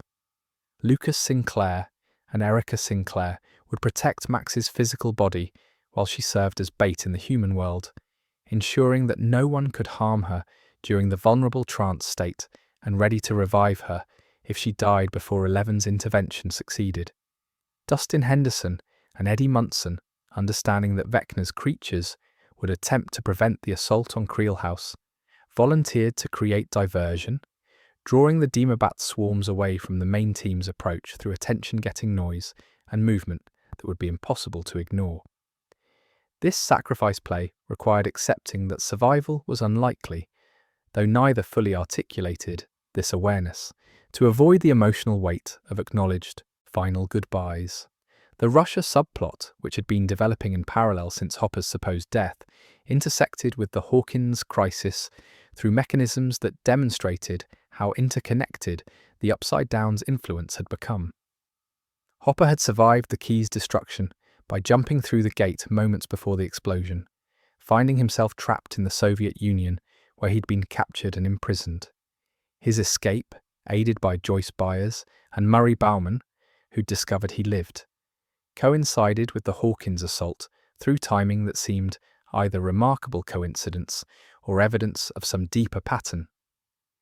The Russian prison held demogorgons that Soviet scientists had captured during their brief access to the dimension, and killing these creatures weakened Vecna's available forces at crucial moments. The synchronization of attacks across multiple locations and dimensions required trust in each team's ability to execute their role without direct communication or command structure. Nancy's group entered the Upside Down, armed with weapons inadequate to the task but sufficient for the desperate plan they'd devised. Molotov cocktails could burn the organic tissue that constituted much of the dimension's infrastructure, and shotguns loaded with dragon's breath shells could deliver fire damage at range. The guns themselves were borrowed or stolen, the ammunition improvised, the entire tactical approach developed by teenagers with no combat training beyond what previous supernatural crises had taught them. Nancy's confrontation with Vecna in the mindscape occurred when his psychic assault briefly trapped her alongside Max, showing her visions of her own guilt and trauma. Barb's death, which Nancy had never fully processed, became weapon Vecna wielded to break her will. But seeing his tactics employed against her provided intelligence about his methods and limitations. He needed time to construct the psychological assault, to identify the specific traumas that would prove most devastating, and during that construction period, he was vulnerable to distraction. Nancy's recognition of these operational requirements informed the physical assault strategy, hit him hard enough to force attention away from psychological manipulation toward immediate physical defense. Eleven's battle with Vecna in the psychic realm exceeded any previous demonstration of her capabilities. She projected her consciousness from California across 3,000 miles and through dimensional barriers to intercept him in the space where he held Max. The combat that followed occurred in mindscape, constructed from memories and will rather than physical location, but the damage was real, psychic injuries manifesting as physical trauma on both combatants' actual bodies. Eleven fought not just to defeat Vecna, but to hold him long enough for the physical assault to succeed, creating window where his attention couldn't focus on completing Max's murder. Eddie Munson's heroism during the distraction operation demonstrated that courage could emerge from unexpected sources. The town had branded him satanic cult leader and murderer, making him fugitive with no future in Hawkins, regardless of whether the supernatural threat was defeated. His decision to stand and fight rather than flee when the Demobats came demonstrated that being brave sometimes meant staying when running would be safer, drawing the creatures to himself to protect others, even knowing the swarm would overwhelm him. His guitar solo, playing Metallica's Master of Puppets from a rooftop in the Upside Down, represented defiance that transcended mere tactical distraction. It was rejection of the dimension's oppressive atmosphere, assertion of human creativity, and joy in realm defined by decay and malice. Eddie's death from the Demobat attack proved the distraction's success even as it demonstrated the cost of courage. The wounds from dozens of creatures, each bite carrying the Upside Down's toxic contamination, proved fatal despite Dustin's desperate attempts at first aid. Eddie died knowing his plan had worked, that his friends had the time they needed to reach Creel House, that the town might eventually learn the truth about his innocence. Dustin's grief at losing someone he'd known for only months, but had bonded with, deeply reflected how crisis created intimacy that years of normal friendship might never achieve. The physical assault on Vecna in Creel House demonstrated that even supernatural entities could be harmed by determined application of fire and projectiles. Nancy's shotgun blasts, Steve's Molotov cocktails, and Robin's backup fire support forced Vecna to manifest physically to defend himself rather than maintaining pure psychic presence. The damage they inflicted was real. Burning flesh, broken bones, structural harm to the body he'd spent years transforming. He was powerful, but not invulnerable, capable of being hurt even if killing him proved beyond their means. The assault brought precious seconds where his concentration couldn't maintain Max's murder, creating opening for Eleven's intervention. Max's death, though brief, completed Vecna's requirement for the fourth kill. Her heart stopped, her consciousness fled, and in that moment of technical death the final gate began tearing through Hawkins. Eleven's psychic resuscitation, performed while simultaneously fighting Vecna in the mindscape, brought Max back from death, but couldn't fully restore her. The girl who returned was alive in biological sense, heart beating, lungs breathing, but her consciousness remained somewhere beyond reach, trapped in coma that might be permanent. Vecna had claimed her as victim, even though she survived, using the moment of death to complete his pattern before life was restored. The four gates that tore through Hawkins formed massive X pattern, each rift running from previous murder site through the town's heart. The tiers weren't simple openings, but catastrophic failures of dimensional integrity, cracks spreading through reality like fractures in overstressed glass. Each gate measured hundreds of feet long and dozens wide, visible chasms in the earth where the Upside Down could be seen directly below. The downtown area suffered worse damage, buildings split by rifts that made them structurally unsound, streets severed by gaps that swallowed cars and infrastructure, the town's geography literally torn apart by dimensional collapse. The merge beginning manifested immediately as the Upside Down's atmosphere began bleeding into the human world. Particles drifted through the open gates, spreading toxic spores into air that humans had to breathe. Vines began growing from the rifts, reaching into the human world and establishing presence on Earth's soil. The temperature dropped measurably around the gates, the Upside Down's perpetual cold radiating through the openings. The barriers between worlds hadn't simply been breached, they were actively failing, the two dimensions beginning to overlap in ways that threatened to eliminate the distinction between them entirely. Vecna's apparent death came when his body, damaged by the physical assault, and weakened by fighting 11, psychically, while maintaining the gate-opening ritual, fell from Creel House and disappeared. He didn't die in clear, definitive way that would permit certainty about his destruction. He simply fell, his body consumed by the dimension that had transformed him, leaving no remains to confirm death. This ambiguous ending, where victory couldn't be cleanly claimed, reflected a pattern from all previous confrontations. The threat was pushed back, but never fully eliminated, leaving uncertainty about whether the danger had passed or merely retreated. 11's survival of the psychic battle came at significant cost. The effort of projecting across such distance while fighting an enemy who'd had years to master powers similar to her own pushed her beyond safe limits. She collapsed when the connection severed, her body in California showing physical damage from wounds inflicted in psychic realm, bruises, lacerations, signs of strangulation from combat that had occurred in space without physical form. Her survival proved her strength, but the injuries demonstrated that even she had limits, that she couldn't simply solve every crisis through force of will and psychic power. Hawkins' evacuation began within hours as government agencies recognized that the town faced ongoing emergency that couldn't be concealed or quickly resolved. The official story that a massive earthquake had struck the area strained credulity given that Indiana wasn't seismically active region, but the alternative of explaining interdimensional rifts proved even less palatable to authorities.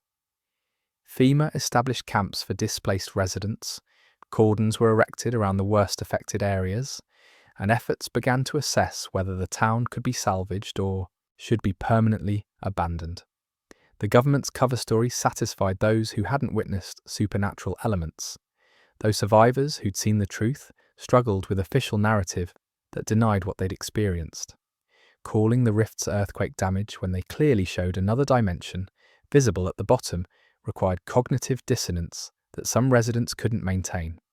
Others accepted the explanation gratefully, preferring comfortable lie to uncomfortable truth that would require restructuring fundamental assumptions about reality.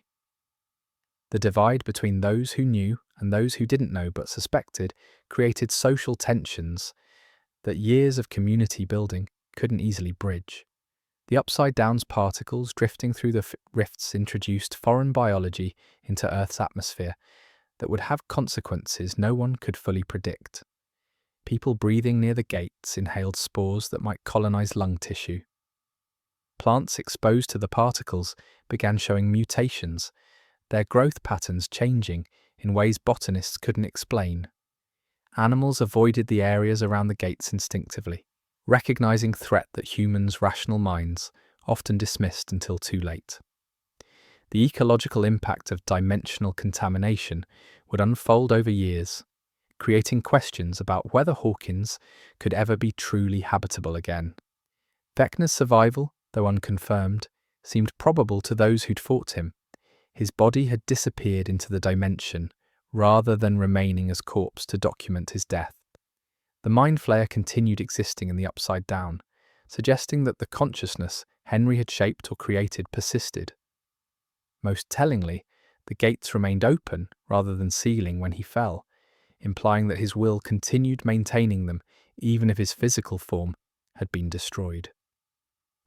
The possibility that he'd merged with the dimension entirely, becoming distributed consciousness that couldn't be killed because it had no single location to attack, created nightmare scenario where victory might be fundamentally impossible. Max's condition represented the assault's most visible human cost beyond those who'd died.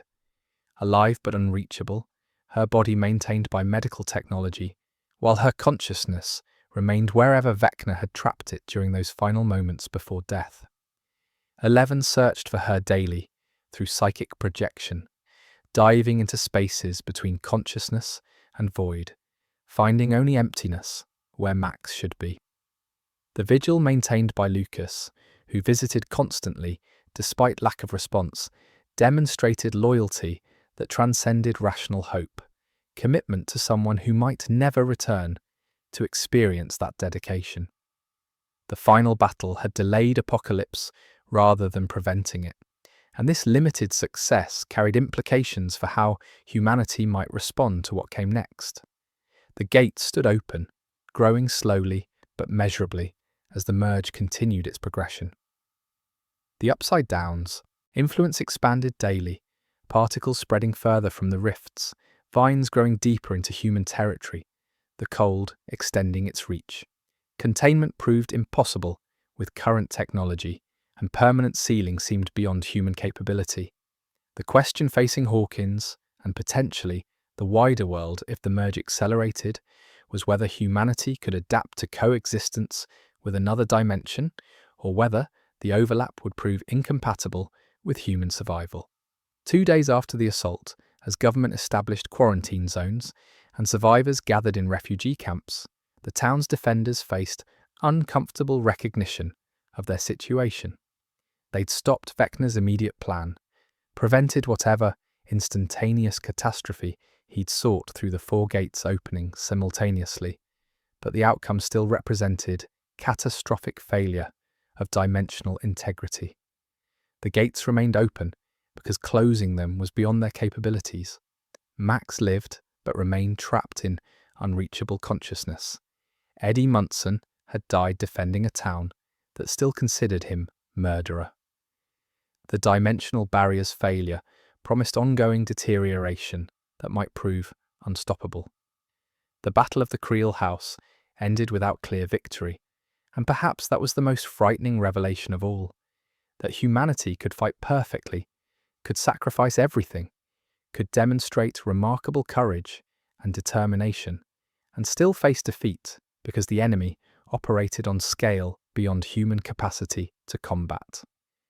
Vecna's physical form was destroyed, but his survival remained uncertain.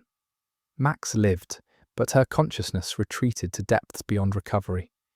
The gates had opened as he'd planned, though perhaps not with the dramatic immediacy he'd intended. The merge had begun, slower than Vecna wanted, but inexorable. Nonetheless, unless someone discovered methods to reverse what had been set in motion. The present day finds Hawkins, Indiana transformed beyond recognition, a town bisected by interdimensional rifts, partially evacuated and serving as humanity's first permanent contact point with a parallel dimension. The apocalypse that Vecna sought to unleash arrived not as explosive cataclysm, but as gradual, relentless merge. The boundaries between our world and the upside down continue eroding, creating a hybrid reality that defies conventional physics and challenges every assumption about dimensional stability. What began as controlled experiment in a government laboratory has evolved into ongoing crisis that may represent either humanity's doom or its reluctant evolution into understanding of multidimensional existence. Government response to the crisis unfolded with bureaucratic efficiency that simultaneously helped and hindered recovery efforts. Within 24 hours of the gates opening, FEMA had established command presence in Hawkins, coordinating evacuation of residents from the most severely affected areas. Emergency shelters appeared in surrounding communities, housing families whose homes stood too close to the rifts for safe habitation. The scale of displacement exceeded anything Indiana had experienced outside of natural disasters, with thousands of people suddenly homeless and uncertain whether they would ever return. The camps themselves became semi-permanent communities, places where people who'd lost everything attempted to rebuild some semblance of normal life while waiting for answers about whether Hawkins could be salvaged. Quarantine protocols established perimeters around the worst affected zones, though the criteria for worst affected evolved constantly as conditions changed. Initially, authorities cordoned off areas within a quarter-mile of each gate. But as the merge's effects spread, these boundaries expanded. Military personnel staffed checkpoints, preventing unauthorized access, ostensibly for public safety, but also to limit civilian observation of phenomena that would be difficult to explain through the earthquake cover story. Scientists in hazmat suits collected samples from the contaminated zones, particles from the air, vine tissue from the growing organic networks, soil that had been exposed to the Upside Down's toxic influence. This research aimed to understand what was happening well enough to develop containment or reversal strategies. The earthquake explanation strained under scrutiny from anyone who examined the evidence carefully. Seismologists pointed out that Indiana's geological stability made the supposed magnitude impossible. Engineers noted that the damage patterns didn't match earthquake characteristics. Structures near the rifts showed contamination and decay rather than simple collapse, and the rifts themselves were far too regular in their cross pattern to be natural seismic activity. Journalists investigating the official story encountered obstructions suggesting government coordination to suppress inconvenient facts. Yet for most residents and outside observers, accepting the comfortable lie proved psychologically easier than confronting implications of the truth. Economic collapse followed, inevitably, from the physical devastation and mass evacuation. Businesses throughout the downtown area had been destroyed or rendered inaccessible by the rifts bisecting the commercial district.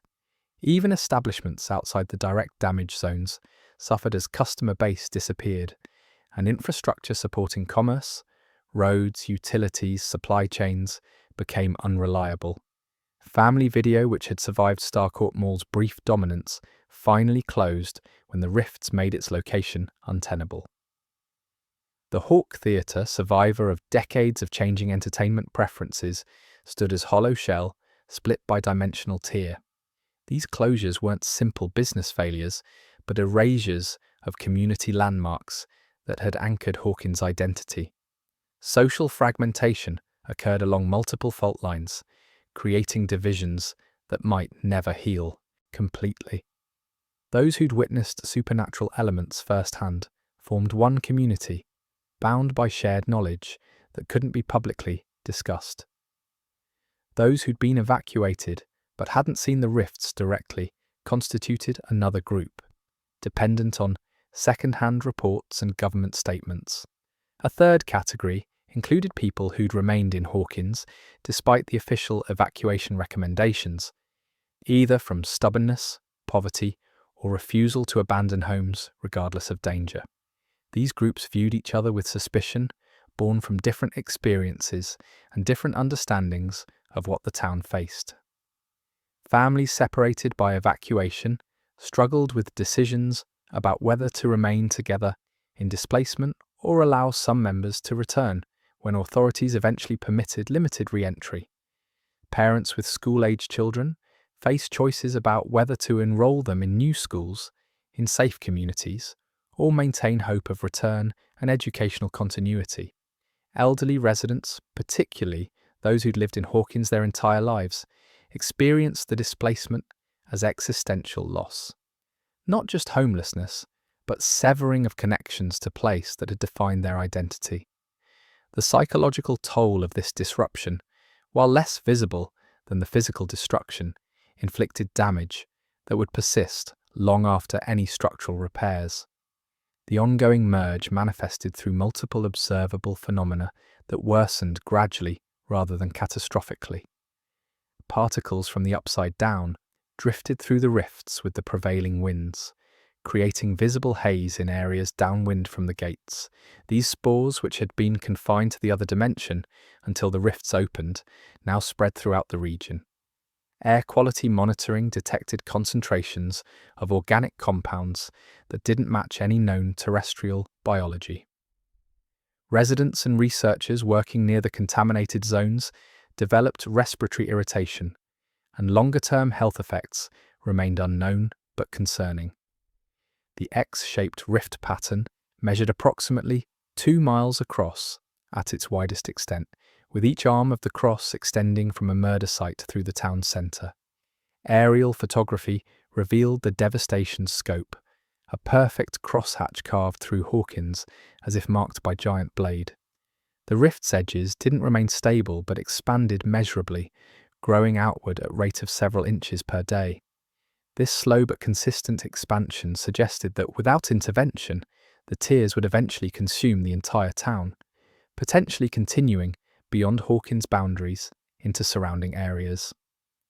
Projections about how far the merge might spread ranged from localized phenomenon that would stabilize naturally to existential threat to regional or even global stability.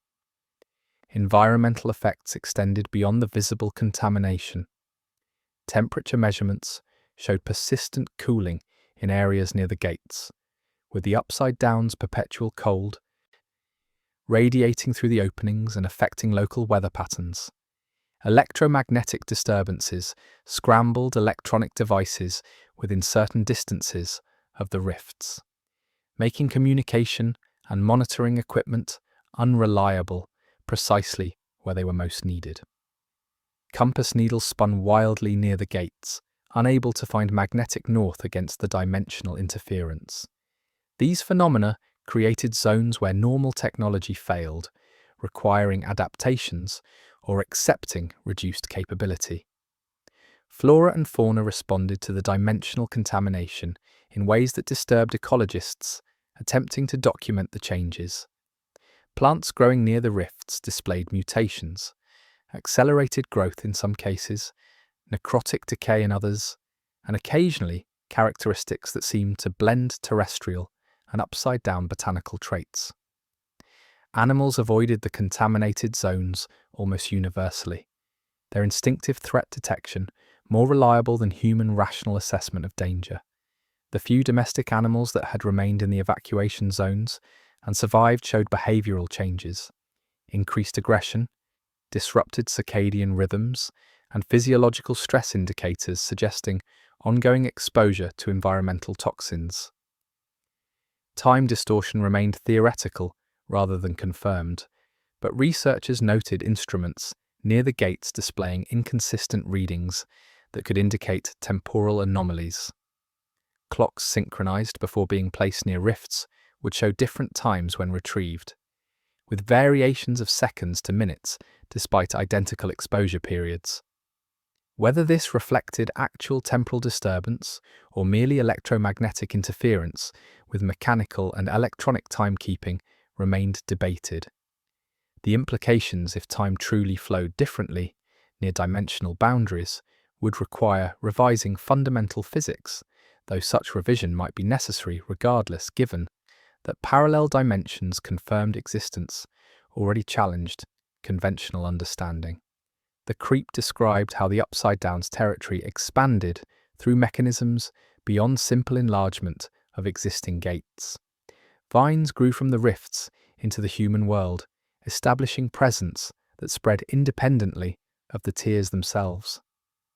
These organic networks, reaching sometimes hundreds of feet from the nearest gate, created contaminated zones larger than the rift's direct influence. The vines displayed disturbing vitality, growing rapidly despite efforts to cut or burn them back, and appearing to coordinate their expansion as if directed by intelligence rather than simple biological imperative. Teams attempting to clear the vine growth reported that severed sections would regenerate overnight, suggesting the organism could repair damage faster than workers could inflict it. Measurement and documentation efforts aim to quantify the merge's progression and identify patterns that might inform containment strategies. Universities and government laboratories established research programs studying everything from the particle's chemical composition to the rift's dimensional mechanics. This scientific response, while methodologically sound, faced the fundamental challenge that the phenomena being studied operated according to principles that current physics couldn't adequately explain. Researchers found themselves developing new theoretical frameworks while simultaneously trying to address immediate practical crisis of a town being consumed by another dimension. Containment attempts proved largely unsuccessful, despite significant resources devoted to various approaches. Physical barriers erected near the gates deteriorated rapidly from exposure to the Upside Down's corrosive atmosphere.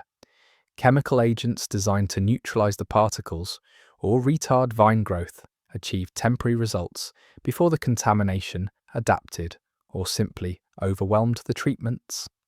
Energy fields generated through various electromagnetic configurations showed initial promise, but couldn't be maintained at scales necessary for protecting entire town.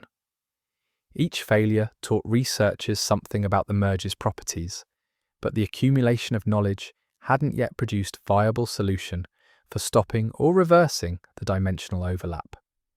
Theoretical timelines for complete merge ranged widely, depending on assumptions about whether expansion would continue at current rates, accelerate, or eventually stabilize. Conservative projections suggested Hawkins would be completely consumed within 5 to 10 years if expansion maintained current pace. More pessimistic models, accounting for potential acceleration, calculated months rather than years. Optimistic scenarios proposed that the merge might self-limit once certain threshold was reached, though the mechanisms that would cause such stabilization remained purely speculative. The uncertainty itself proved psychologically difficult for residents facing decisions about whether to maintain connections to Hawkins or accept permanent displacement. Max Mayfield's comatose state presented medical mystery that challenged both conventional and supernatural understanding. Her vital signs remained stable: heart rate, blood pressure, respiration, all within normal ranges. Neurological examinations showed brain activity consistent with consciousness rather than vegetative state, yet she displayed no awareness of external stimuli and no voluntary movement. Medical professionals familiar only with conventional physiology could identify no pathology explaining her condition. Those aware of the supernatural context understood she'd been caught in Vecna's curse at the moment, between death and revival, possibly leaving her consciousness, trapped in some liminal space between dimensions or between life and death. Eleven's daily psychic searches for Max's consciousness demonstrated both dedication and the limitations even she faced. Each attempt involved entering trance state and projecting awareness into spaces where minds existed independent of physical location. She searched through layers of consciousness, through the collective human thoughtscape, through boundaries between the living and whatever lay beyond. She found only emptiness where Max should be, not the absence of deceased consciousness, but rather void suggesting Max's awareness existed somewhere 11 couldn't reach or perceive. These failures accumulated into grinding frustration, tempered by refusal to abandon hope that Max might eventually be found and returned. The medical mystery extended beyond Max's individual case to raise questions about what Vecna's curse actually did to its victims. Those who died showed physical trauma, broken bones, ruptured eyes, but Max's survival, despite experiencing those same effects, suggested the physical damage might be secondary to some deeper assault on consciousness itself. Perhaps the broken body was merely symptom of something done to the mind or soul, and Max's revival before physical damage killed her had prevented death while leaving the deeper injury unhealed. This interpretation suggested that even if her consciousness could be located, bringing it back might require understanding magic or dimensional mechanics beyond current human knowledge. Lucas Sinclair's vigil at Max's bedside exemplified loyalty that transcended rational hope. He visited daily, spoke to her despite lack of response, played music associated with their relationship, and maintained connection that couldn't be reciprocated. Medical staff initially tried to limit his visits to standard hours, but his persistence and the unusual nature of Max's condition led them to grant extended access. He spent hours reading to her, describing what was happening in the world she couldn't perceive, maintaining belief that some part of her might hear and be comforted by his presence. Whether this faith was justified or simply psychological coping mechanism for his own helplessness remained unknowable. The emotional toll on Max's other friends and family spread through different expressions of grief and guilt. Her mother struggled with questions about whether she'd failed as parent, whether paying more attention to Max's depression might have prevented this outcome. Dustin and Lucas, Mike and Will, Eleven and the others each carried their own sense of responsibility for what had happened and their own fears about whether Max would ever return. The uncertainty proved in some ways harder than clean death would have been. Grief couldn't complete when the person remained technically alive, leaving everyone in perpetual state of hoping, while fearing hope was delusion. Dimensional research advanced dramatically after March 1986, as the scientific community could no longer dismiss parallel dimensions as theoretical speculation. The rifts provided direct evidence that another reality existed, observable and measurable, despite operating on principles that challenged conventional physics. Universities established dedicated research programs. Government laboratories shifted resources toward understanding the phenomenon, and international cooperation began as nations recognized that dimensional instability in Indiana potentially threatened global security. Understanding gained through intensive study included basic properties of how gates functioned and what conditions enabled them. The dimensional membrane appeared to be a quantum phenomenon, existing in states that permitted either separation or overlap, depending on specific energetic conditions. Psychic forcing could breach the membrane by generating consciousness-based energy that interfaced with quantum states in ways technology couldn't easily replicate. Technological approaches like the Soviet key worked through brute force electromagnetic manipulation, creating resonance frequencies that weakened membrane integrity until it tore.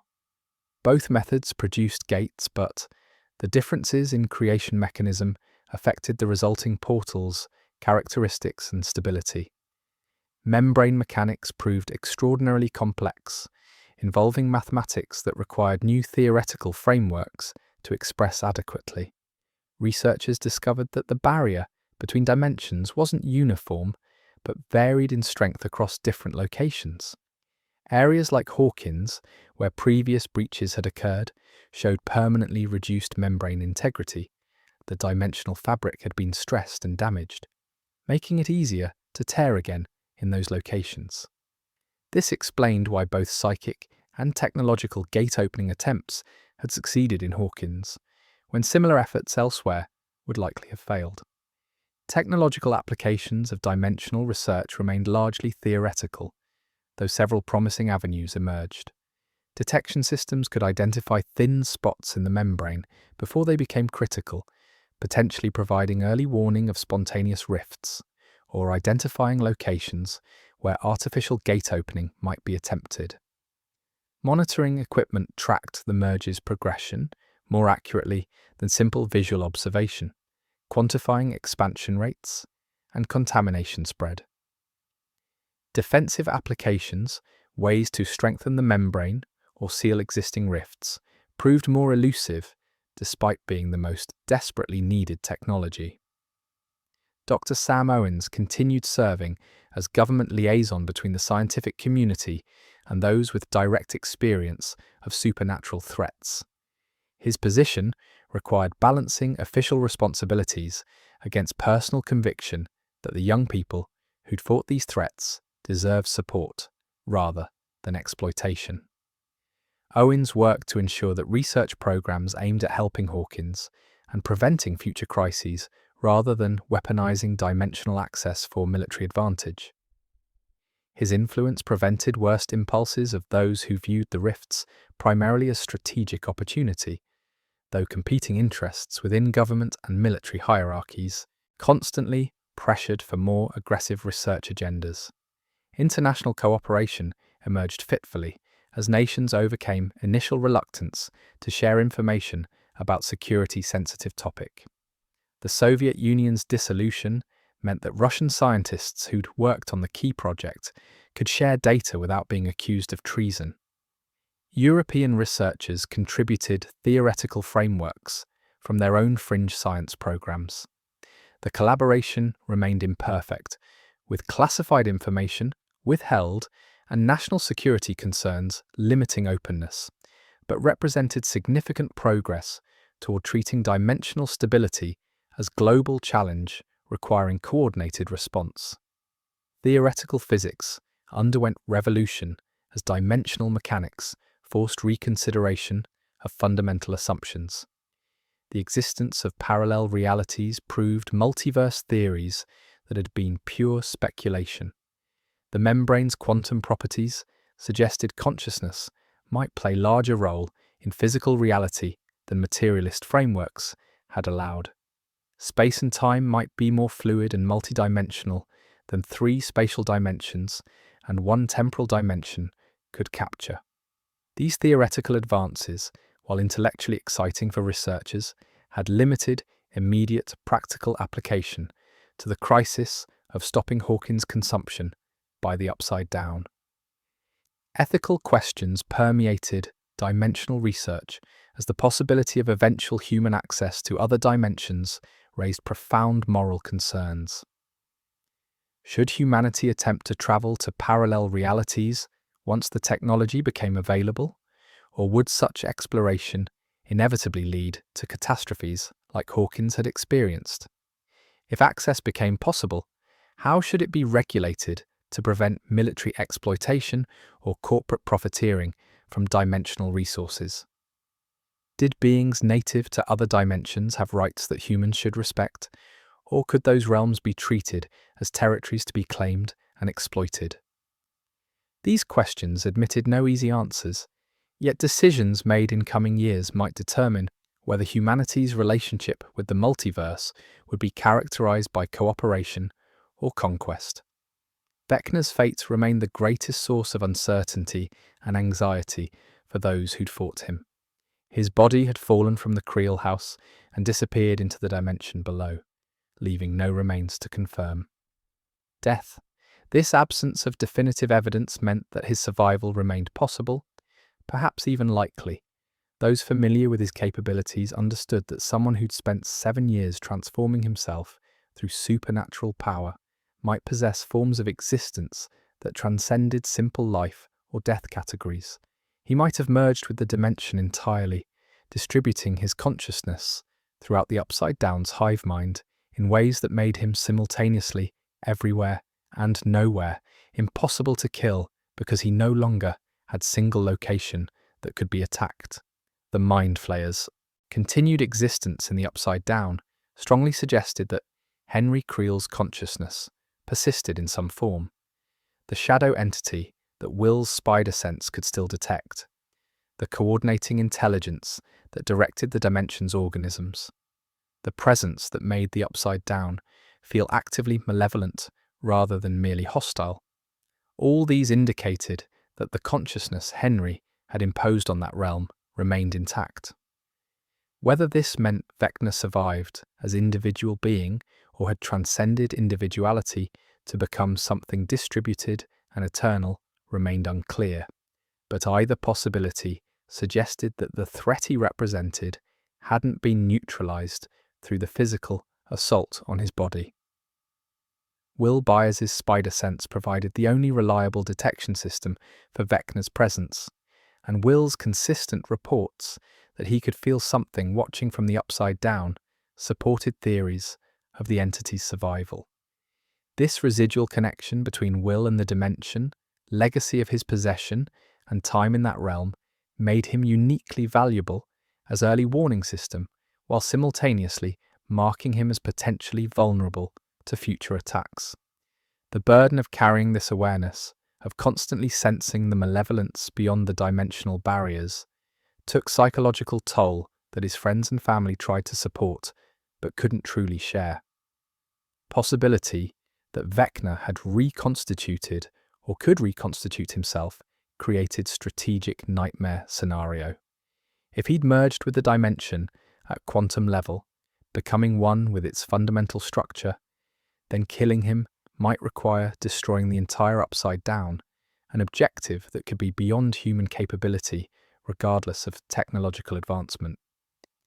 If he could reform physical body from the dimension's matter, then previous injuries might slow but not prevent his eventual return.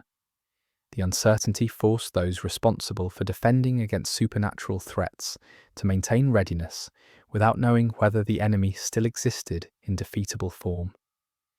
The dimension itself, alive with his consciousness or simply continuing to operate according to patterns he'd established, remained hostile and actively working to expand its influence. Whether the ongoing merge represented Vecna's continued direct control or simply momentum from systems he'd set in motion before his fall, the practical effect was identical. The Upside Down continued consuming Hawkins, and stopping that consumption would require capabilities humanity hadn't yet developed. Vigilance became permanent requirement rather than temporary crisis response, fundamentally changing how Hawkins defenders approach their lives. Nancy Wheeler pursued journalism with focus on investigative reporting that might uncover early signs of supernatural threats. Steve Harrington, Robin Buckley, and others maintained informal network monitoring for unusual occurrences that official channels might miss or dismiss. Dustin Henderson's technical skills found application in developing monitoring systems that could detect dimensional anomalies. These activities represented acceptance that their lives would never be fully normal, that the experiences they'd survived had created permanent responsibilities they couldn't abandon even if they wanted to. Assuming victory, when the enemy might still exist, invited disaster that previous complacency had demonstrated. The period between 1984's gate closure and 1985's Soviet operation had been marked by false sense of security that allowed new threats to emerge undetected. The gap between Starcourt and Vecna's attacks had included similar dangerous optimism that the worst was over. Learning from these failures meant maintaining defensive readiness indefinitely, accepting that peace might be a permanent state of preparation rather than absence of threat. This constant vigilance extracted psychological cost, creating stress and hyper-awareness that made truly relaxing impossible. The future presented multiple scenarios ranging from catastrophic to manageable, with probability distributions impossible to calculate given how much remained unknown. Best-case scenarios involved discovering methods to seal the rifts and reverse the merge before contamination became irreversible.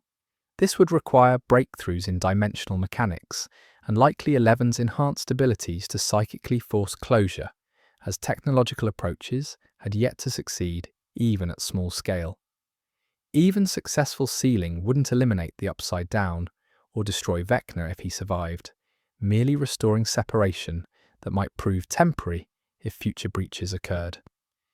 Worst-case scenarios involved complete dimensional overlap, where the distinction between Earth and the Upside Down ceased to exist in Hawkins and potentially beyond. In this outcome, the contaminated zone would expand until it consumed first the region, then potentially the continent, ultimately perhaps the entire planet. The merged reality would be hostile to human life through atmospheric toxicity, biological incompatibility, and the presence of creatures evolved for predation. Human survival in such world would require either dramatic adaptation or retreat to whatever areas remained uncontaminated, with no guarantee the merge would stop at any particular boundary. Most likely scenarios fell between these extremes: permanent coexistence, where the rifts remained open, but the merge stabilized at some equilibrium point rather than consuming everything. In this future, Hawkins would exist as hybrid space, where dimensional barriers had failed, but the overlap remained localized. Humans would need to adapt through technology that filtered the toxic particles, protective equipment for working near the gates, and acceptance that their town now existed partially in another dimension. This outcome represented neither victory nor defeat, but rather compromise with forces beyond complete human control. Humanity's choice about whether to fight the merge or adapt to hybrid reality would determine much about the future. Military and scientific establishments favored aggressive research into closing the rifts and eliminating the contamination, viewing the situation as problem requiring solution. Others argued that adaptation might prove more realistic than attempting to reverse dimensional phenomena that operated on scales potentially beyond human capacity to influence. This philosophical divide between those who believed humanity could master dimensional mechanics and those who counselled acceptance of altered reality would shape policy decisions for years to come. The younger generation affected by these events would grow up in dimensional age, their worldviews shaped by knowledge that parallel realities existed and could intersect with their own. Children who'd evacuated from Hawkins knew that reality was stranger and more dangerous than their parents' generation had believed. Teenagers who'd fought supernatural threats understood that official narratives often concealed truths too disturbing for general acknowledgement.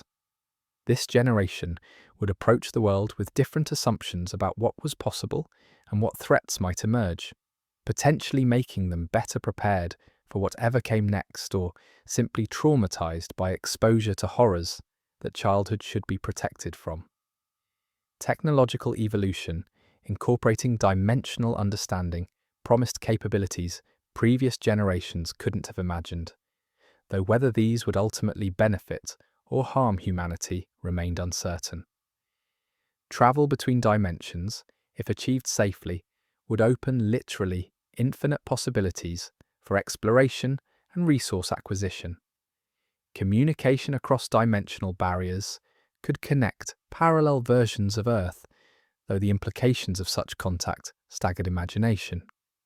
Weapons based on dimensional manipulation might provide security against threats or might simply enable destruction on unprecedented scales. The technology itself would be neutral, but humanity's choices about how to use it would determine whether dimensional access proved blessing or curse. The unknown about what other dimensions existed beyond the Upside Down represented perhaps the most profound question raised by Hawkins' experience. If one parallel dimension could be accessed, logic suggested others must exist throughout the multiverse. Some might be hostile like the Upside Down, others potentially benign or even beneficial. The variety of possible realities, each operating on potentially different physical laws and hosting different forms of existence, suggested that humanity's understanding of reality was far more limited than science had assumed. Future exploration might discover allies or additional threats, resources or dangers, answers or deeper mysteries that current knowledge couldn't begin to anticipate. Hawkins' legacy extended beyond the immediate crisis to represent humanity's first sustained contact with multidimensional reality. The town had become testing ground for questions that philosophers and physicists had debated abstractly, but that now demanded practical answers. How should humanity respond to confirmation that parallel dimensions existed? What responsibilities did discovery of other realities impose? How could society adapt to understanding that the universe was far stranger and more dangerous than conventional worldviews accommodated? These questions would occupy thinkers for generations, but the immediate residents of Hawkins had to answer them through daily choices about how to live in a town that existed partially in two dimensions simultaneously. The timeline continues forward from March 1986 into an uncertain future where the merge progresses slowly but measurably, where Vecna's survival remains unconfirmed but probable, where Max's consciousness waits somewhere beyond reach, and where humanity struggles to understand forces that dwarf its current capabilities. Each day adds new observations to expanding database of knowledge about dimensional mechanics, but understanding grows slower than the contamination spreads. The story remains unfinished because the fundamental problem, compromised barriers between realities and hostile intelligence, aware of Earth's existence, persists without resolution. What comes next depends on discoveries yet to be made, choices yet to be taken, and whether Vecna truly died or merely retreated to plan his next emergence from the dimension he commands. And so our journey through dimensions concludes where it began, with a threshold between worlds, a barrier that proved less permanent than anyone imagined. We've travelled together from primordial darkness through human discovery, from first contact to ongoing merge, witnessing how one parallel dimension became humanity's greatest challenge and perhaps its greatest opportunity for understanding realities beyond our own. The timeline continues, each day adding new observations to an ever-expanding understanding of the upside down. Each scientist records new data about the merge's progression. Each remaining resident adapts to hybrid existence. Each defender remains vigilant against threats that may yet emerge from the shadow dimension.